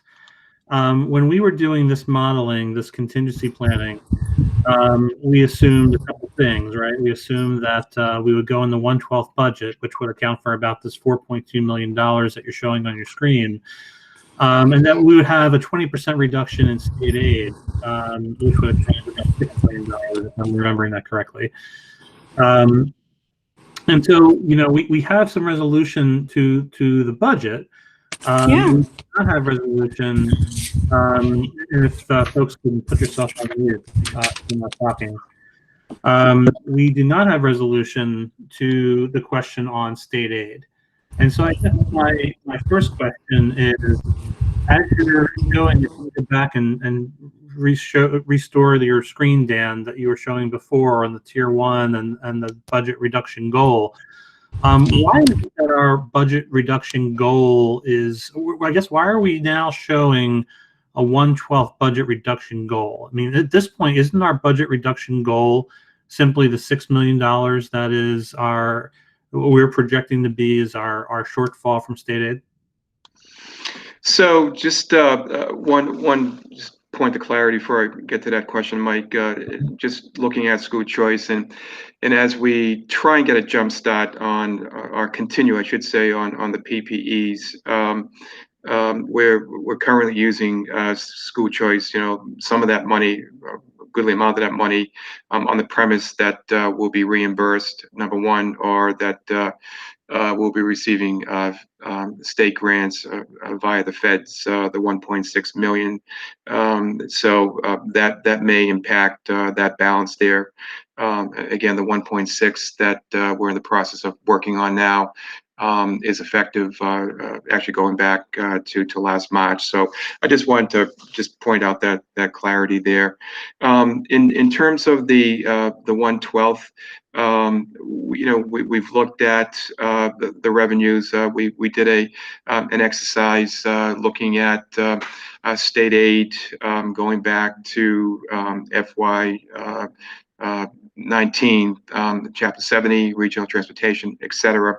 And again, factoring in some of these carry forward figures. And we're looking at a little bit under $450,000 as a possible balance. We didn't bring it down to the 10, the additional 6 million. We were just looking at the 1/12, where we're working under the premise, because our state aid now is based upon FY 20 figures, and not anything less. So we made that assumption that we probably would not go much below last year's figures.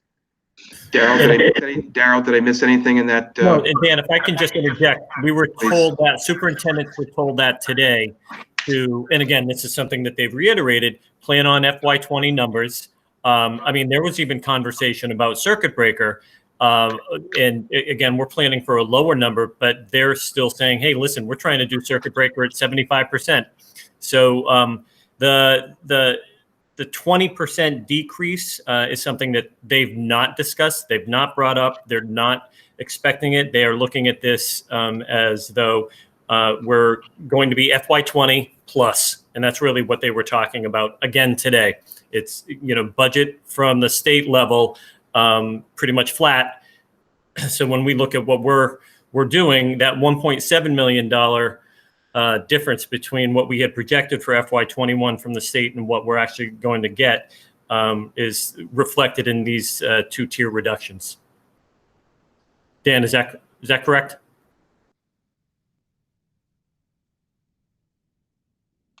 Yes, it is. Sorry, I was on mute. Yes. Okay. So let me try to understand what was just said. So what I think I'm hearing you say is that we're getting information from DESE that we should not expect any lower state aid than what was provided in fiscal year 20. Correct. Am I understanding that correctly? Yep, correct. All right. So then that's good news. That's actually, much more positive news than we've heard in a long time. So if we were to, given that we have a budget that's passed, and if we were to reset our state aid to align with fiscal year 20 numbers, what is the level of deficit that we're now looking at, or potentially looking at? If it comes in right at fiscal year 20 numbers for state aid versus what was budgeted. Mike, we're looking at a nominal balance of about $420,000 when everything shakes out. And that's factoring in some of these carry forward figures that were not part of the original budget process. So I guess you're probably a couple steps ahead of me, Dan. I'm not asking about the balance. What I'm asking is from a budget perspective, right? Just so I can understand, as from a point of reference, we were modeling potentially a $10 million shortfall. Not sure who was sighing there, but if you could put yourself on mute. We were modeling about a $10 million shortfall for this exercise. Part of $4 million of which was we were expecting to go in the 112 budget. We passed the budget. That's great news. The $6 million was a 20% reduction in state aid from what we've budgeted. Actually, I think it was a 20%. Yeah, 20% reduction from what we budgeted. So I guess my question is, what's the dollar difference between what we've budgeted for state aid in fiscal year 21 versus what we've received in fiscal year 20, if we can expect that as a baseline? There was a variance of about $150,000 in between 21 and 20, I believe. So we were only expecting state aid to go up by $150,000? That's no. That's $1.7 million, Dan. Right. That was the Chapter 70 I had in my head. Okay. $1.7 million is the difference in state aid that we were budgeting from fiscal year 21 versus versus what we received in fiscal year 20. So we're saying that our potential budget issue at this point in time is up to $1.7 million before we start looking at all of our areas of savings. Am I understanding that correctly? Correct. Okay. So can we put your sheet back up? So if I scroll down to the total of tier 1 reductions, I have more tier 1 reductions, 2.5 million in tier 1 reductions, but I'm only expecting a $1.7 million savings. This to me is extraordinarily good news. Is that correct? Am I understanding this correct?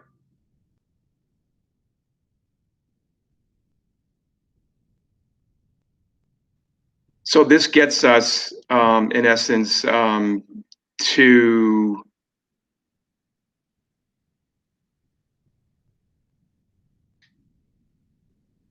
one second, I apologize.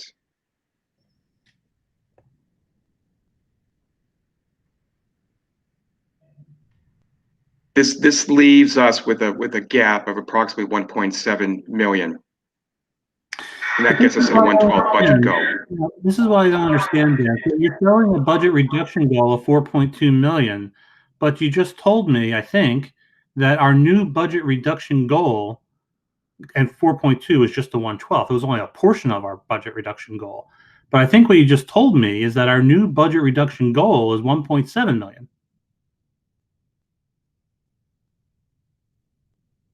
So if that's the case, then we're not only are we've wiped away all tiers 2 through 5, but we can start to restore things in tier 1 so long as that comes to fruition.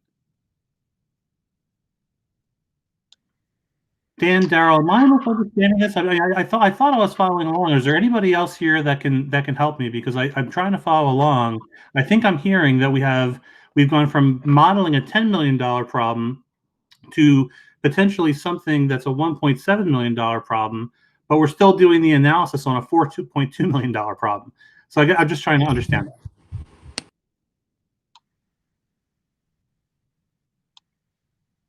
Daryl, did I miss anything there? And I apologize. No, I think what you're looking at, and again, so that update, so that you just pulled up the tier 1 and the tier 2 reductions that we have in total. We still are being, I guess, careful and cautious. We are, we feel much better. That's why it was kind of a no-brainer to do tiers 5 and 4 pretty quickly. When we're looking at what we can do, there's a strong possibility we can just go straight forward with this. One of the other issues that we still have to think about is what other costs we may incur on top of some of the things that we have to deal with associated with remote learning and the COVID PPE and all the other things that we're kind of trying to have a better understanding of in terms of what the overall amount might be. So those projections are a little more challenging. So we are still trying. That was my second question, which I didn't even get to, right? Because, what I was going to ask is a second question, because I don't see it modeled in this analysis. What the analysis is showing me is, $4.2 million reduction from 1/12 budget, but we're no longer dealing with 1/12 budget. You're telling me that it's, our state aid is a much better situation than what we were expecting, which is great. But my second question, I guess, is, do we have a point? Do we have a sense at this point of what additional costs that we don't have budgeted would be in our 3 potential scenarios, whether we're going back full, whether we're in hybrid, or whether we're going remote? So that's kind of the $64,000 question in terms of what we might end up needing. So we're kind of in the process of looking at that now. If we're, again, the state is preparing different items for districts such as remote learning programs that they just put an RFP out for, and they received their bids today at noon.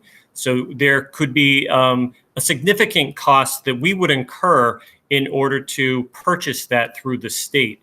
That's something that we need to ensure that we would have funds for. We're not sure exactly what it might be, but and Bob, you can jump in because I think you've had more experience with talking about what some of these costs might be, but it can be hundreds of dollars per student that we would still maybe need to put out if there is a remote learning program that is, more robust than something that we, attempted to do in the spring.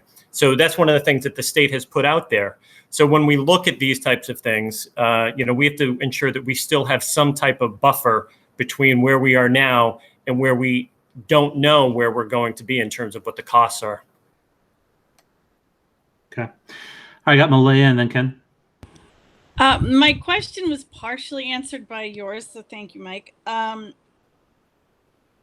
This is where my brain is, and I'm sure that I'm missing some steps, but this is partially my concern, and I mentioned this a couple months ago before our budget was even passed.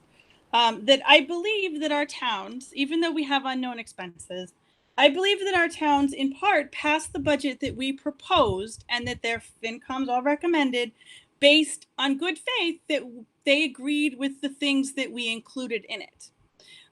Such as some of the new positions, such as... Malaya, if I can interject, with all of the conversations that I've had with the towns around this, they all understand that the new position, all of those things were off the table. I wasn't quite done, but that was, I appreciate that. I appreciate that. I think the citizens, I should rephrase then, the citizens that voted for the budget, many of them did so on the basis that it would prevent things like the large number of staff reductions and help fill needs such as the nursing position, which I know you're working on different scenarios for that. I think maybe not the towns, but the people, the citizens of those towns that voted on it and looked carefully at what it was included in it and what we were asking for, voted on it with good faith that perhaps we wouldn't be able to be cutting as many positions if we do not have to. And I think that based on the amount of state aid that we have been now told to work with, if you plug those numbers into our proposed budget, we would not have to eliminate most of the positions that we have. I understand that needs change, that there are expenses we don't know about, and we obviously can't completely ignore that fact. But I also know that there are a lot of unknowns. There's funding to cover PPE that is here and is forthcoming. There's grants for that. There's grants for technology.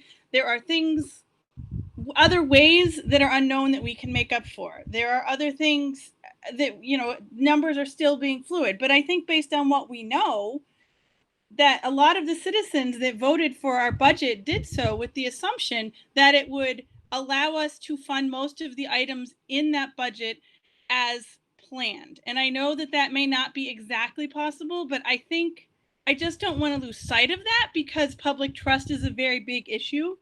And I just think that we owe it to them if we have to at least have a discussion about that. And really lay that out there. What are the numbers? If we were told to expect a 1/12 state aid, but everything else is the same, then that's a very different number than what we have here right now. And I think that we need to do everything that we can, when I hear that, to try to stay true to as much, at least with the positions in our budget, as we originally projected, and not reduce them. Yeah, Malaya, So- I agree with you 100%. And those are the conversations that we're having currently as we kind of go through. Again, remember, Dan, he's just closing up the FY20 budget right now, so that's still kind of an ongoing process. Now that this newer information, around maybe some of the grants and so forth, it's helpful for us kind of moving forward. But I mean, I was literally having a conversation with Deputy Berleau today. And, after my conversations with other superintendents and the commissioner around buses, one of the things that they talked about was the fact that, we might only be able to have a third of our buses filled at a time, or maybe a half of our buses. And they recommend that we put monitors on our buses. Mm-hmm. So what's happening is that every single time I have a meeting, we incur another possible cost, and they're pretty good sized costs. So that's the part that I'm, again, being cautious and careful with, not knowing what the future holds for us. But I do know that I think we're in a much, much better place in terms of even this document that we sent out. And we base this document on the information that we put together several weeks, months ago now. We are, and I think we need to communicate that to the towns in exactly what our intent is. If there are other expenses you're thinking of that are not reflected in this, I think we need to make a document that includes those. I also think that goes back to a whole nother discussion that we really need to decide what we're doing soon. But that I won't get into that. But I think from a budget perspective, if we are having, I don't know the results of the survey that just went out, but if 50% of the districts said their kids are going to be home no matter what, that affects the amount of money that we have to worry about for things like buses. And I think you may have that information, but we don't at this point. And I think that needs to influence the discussion. You're right. And I'm just letting you know the survey information will get shared with the school committee in the report, and I'll share it with families on Friday.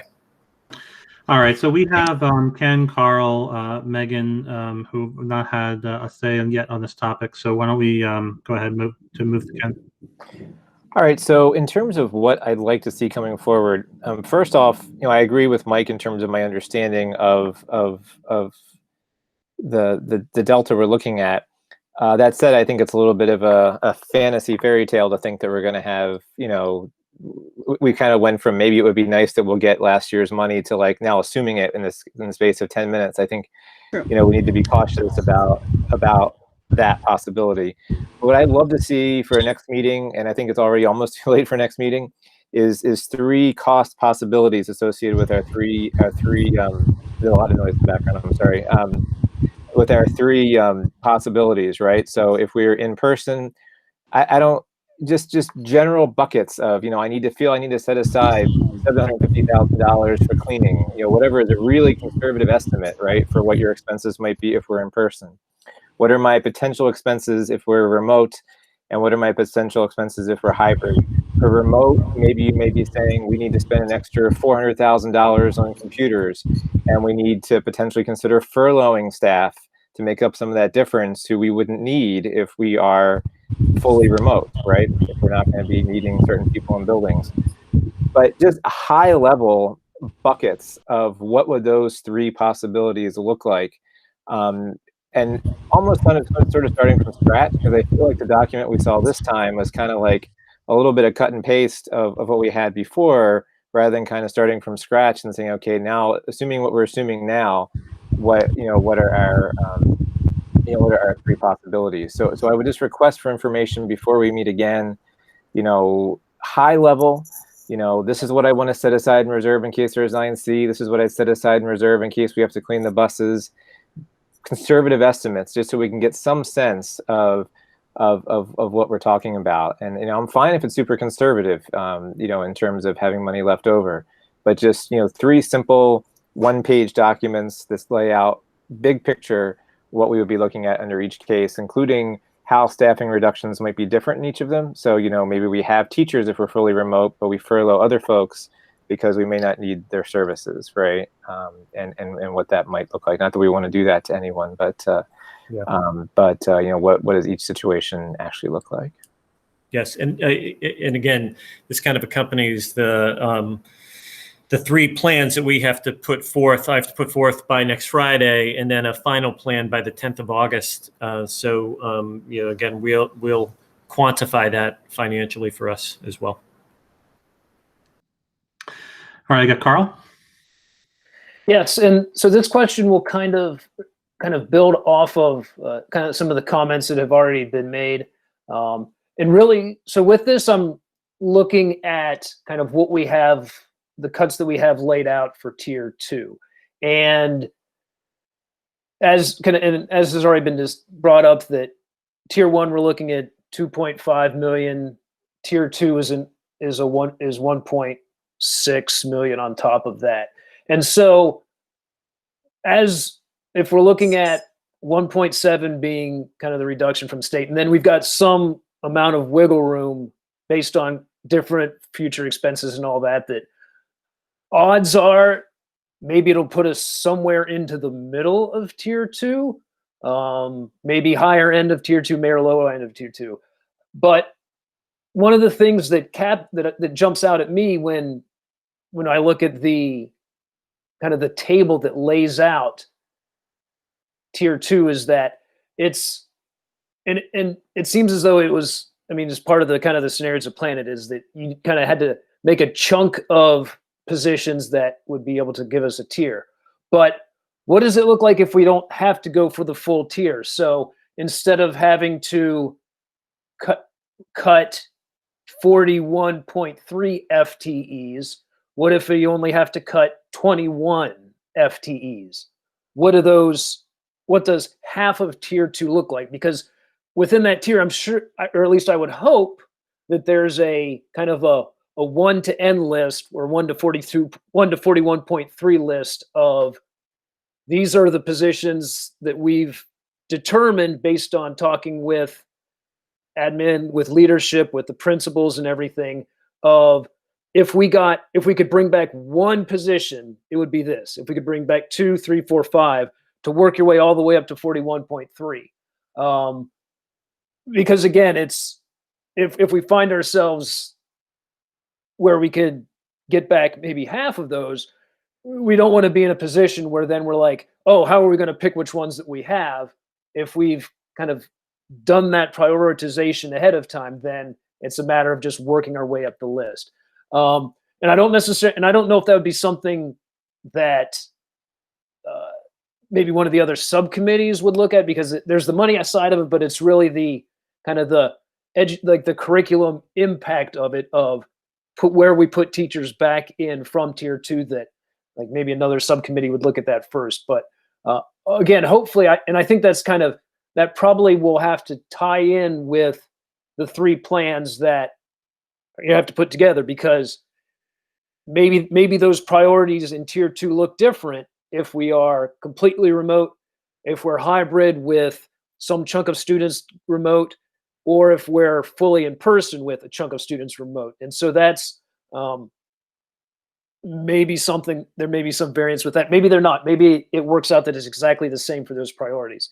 But if my hope is that 1 to 41.3 list has already been done, but if not, then hopefully that's something that's kind of at least shortly in the works, because again, that when when we have better budget numbers, that's when it's going to tie into kind of which of those we end up getting back. So I just, again, it kind of builds off of that, but I just at least wanted to make sure that if it hasn't started to be looked at, then at least something that probably will need to be looked at, because odds are we probably won't look out and end up exactly at the bottom of tier 1, or even worse, like all the way at the bottom of tier 2, that we're probably somewhere in the middle. And so just want to make sure we do it right.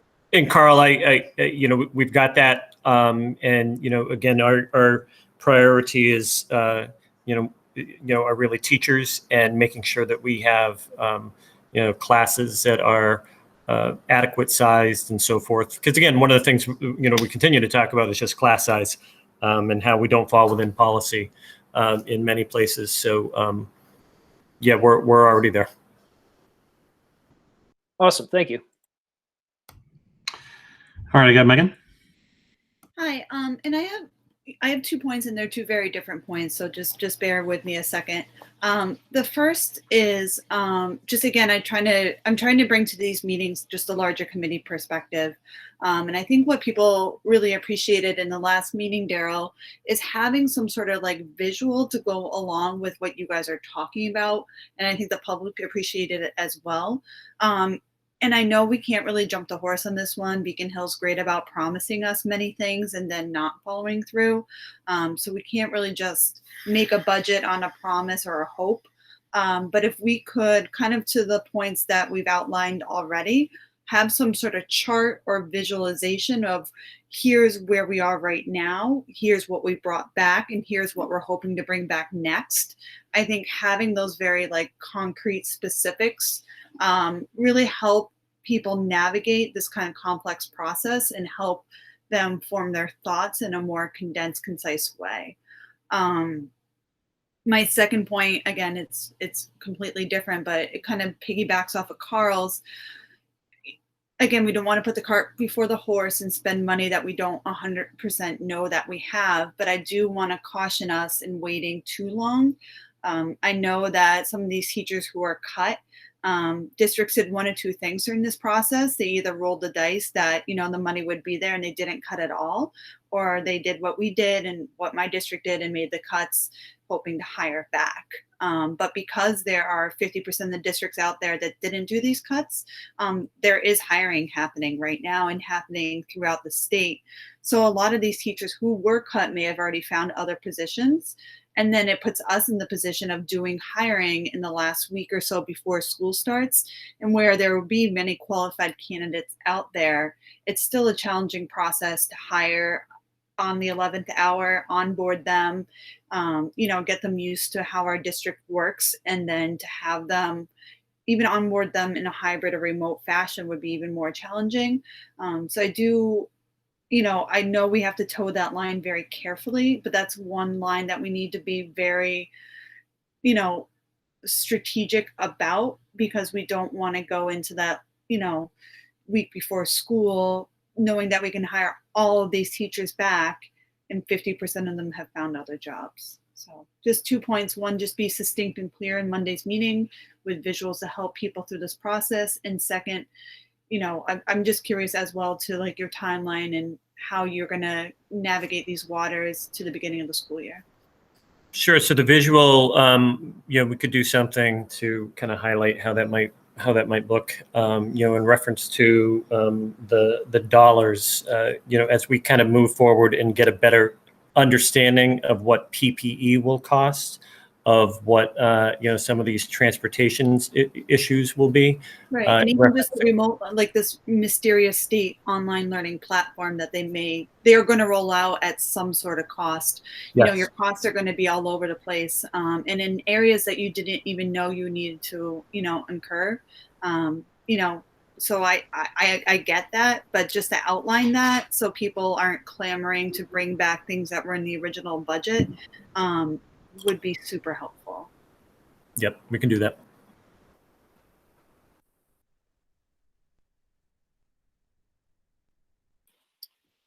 Mike, if I could just interject, Dan's lost power in his home and his internet, so he might not be able to continue. Yeah, I lost power here as well. I just connected via my phone. Let's just take a quick moment here and see who do we still have with the meeting. As we have, do we still have a quorum? Carl, Ben, myself. I think that's it, Mike. All right. Nope, you have Ben. You have 3. I'm sorry. Yeah, there's 3 of us. Yep. Good thing Paxton lose power. You'd be out of luck. I'm lucky I'm coming to you guys from Maine tonight. We didn't have any storms. Oh, I thought you were going to brag about that fantastic internet you have in Princeton. It might fantastic. Actually, we just hooked to internet. We have a little trailer in Wells, and we've had it for years. And this is the first time we've had internet just for meetings like these. So you guys are very special to us. All right. I think we're coming up towards the end here, but the question that I had, and I see the people are starting to call in. I had a question and a comment, and my question I think is for you, Daryl. And so the question is, when we talk about the expectation or revising, we always talk about trying to define the size of the problem. And so when we revise that to now looking at, well, we should expect state local revenue to be approximate or better than what we received in fiscal year 20. Have we discussed that notion or assumption with our legislative representatives? We've not talked, again, I've not spoken with Senator Goby or Representative Ferguson in a few weeks. I know they have been very busy with other legislation that they're looking at the state level. In reference to state money, they've not come out specifically and said, we feel like it's going to be level funded. That's specifically from DESE. They have said that, and they really reiterated again today. So in the past few weeks, what they have been talking about has kind of come to fruition. So they had talked about the grant for $25 million for technology. They said, it's probably going to come out, and it came out. The same with the $225 per pupil. That the governor released, a little over $200 million. So that came to fruition as well. So when we're looking at this, and again, I have to look at it as realistically as possible. We still have to be cautious and careful about where we might be. Yes, it might be under. We might not get the same amount, but I have to go with what they've kind of shared with us thus far, and what they have shared with us thus far about the financial pieces of it have been accurate. Yeah, no. So that's fine. I mean, I again, you hear a data point and then trust and confirm, right? So trust and verify, right? And so obviously we won't know until the budget numbers come out. But again, for our modeling and for our planning purposes, I mean, at the end of the day, there's 2 pieces of information that I take away from this. One, this is a good news story by and large. If we've passed our budget, and which we know that we have, and we're hearing that the state shortfall is not going to be anywhere near what we were talking with our legislative representatives about being a possibility just 4 to 6 weeks ago. That's a good news at the end of the day, right? Mm-hmm. And so so then you start at a place where, well, we could be looking at a $1.7 million problem versus a $10 million problem. That's a good news item. The second point is that I'm a little troubled that at this stage in the game we don't have a ballpark idea of what we think it might cost us. Not exactly. We're not asking for precision, but having an understanding, at least a ballpark sense of what additional costs we might incur under the 3 different scenarios that we're still looking at as possible reopening models. And so, I'll reiterate Ken's suggestion before that we need to refresh our modeling for fiscal year 21, both in terms of understanding what we think and trying to verify what we think is going to be the total size of the problem. But then on top of that, what additional costs we might incur under those three different opening models. Any other comments before we move on? I know that there's some members who have lost power. I think we're getting towards the end here.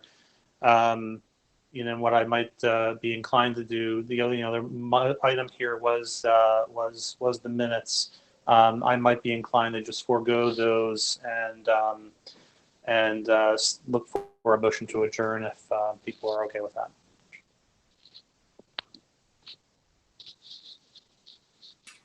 I would make that motion. I will second. All right, Rebecca, do you mind calling the roll of those members that are remaining? Yes, I will. Dennis? Dennis, yes.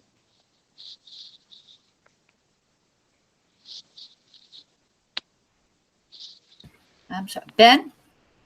Yeah. Yes. Yes. And Carl? Yes. Okay. Okay, we're adjourned. Thanks, everyone. Thank you, Have everyone. a good night. Thank you. Good night. Thank you, everybody.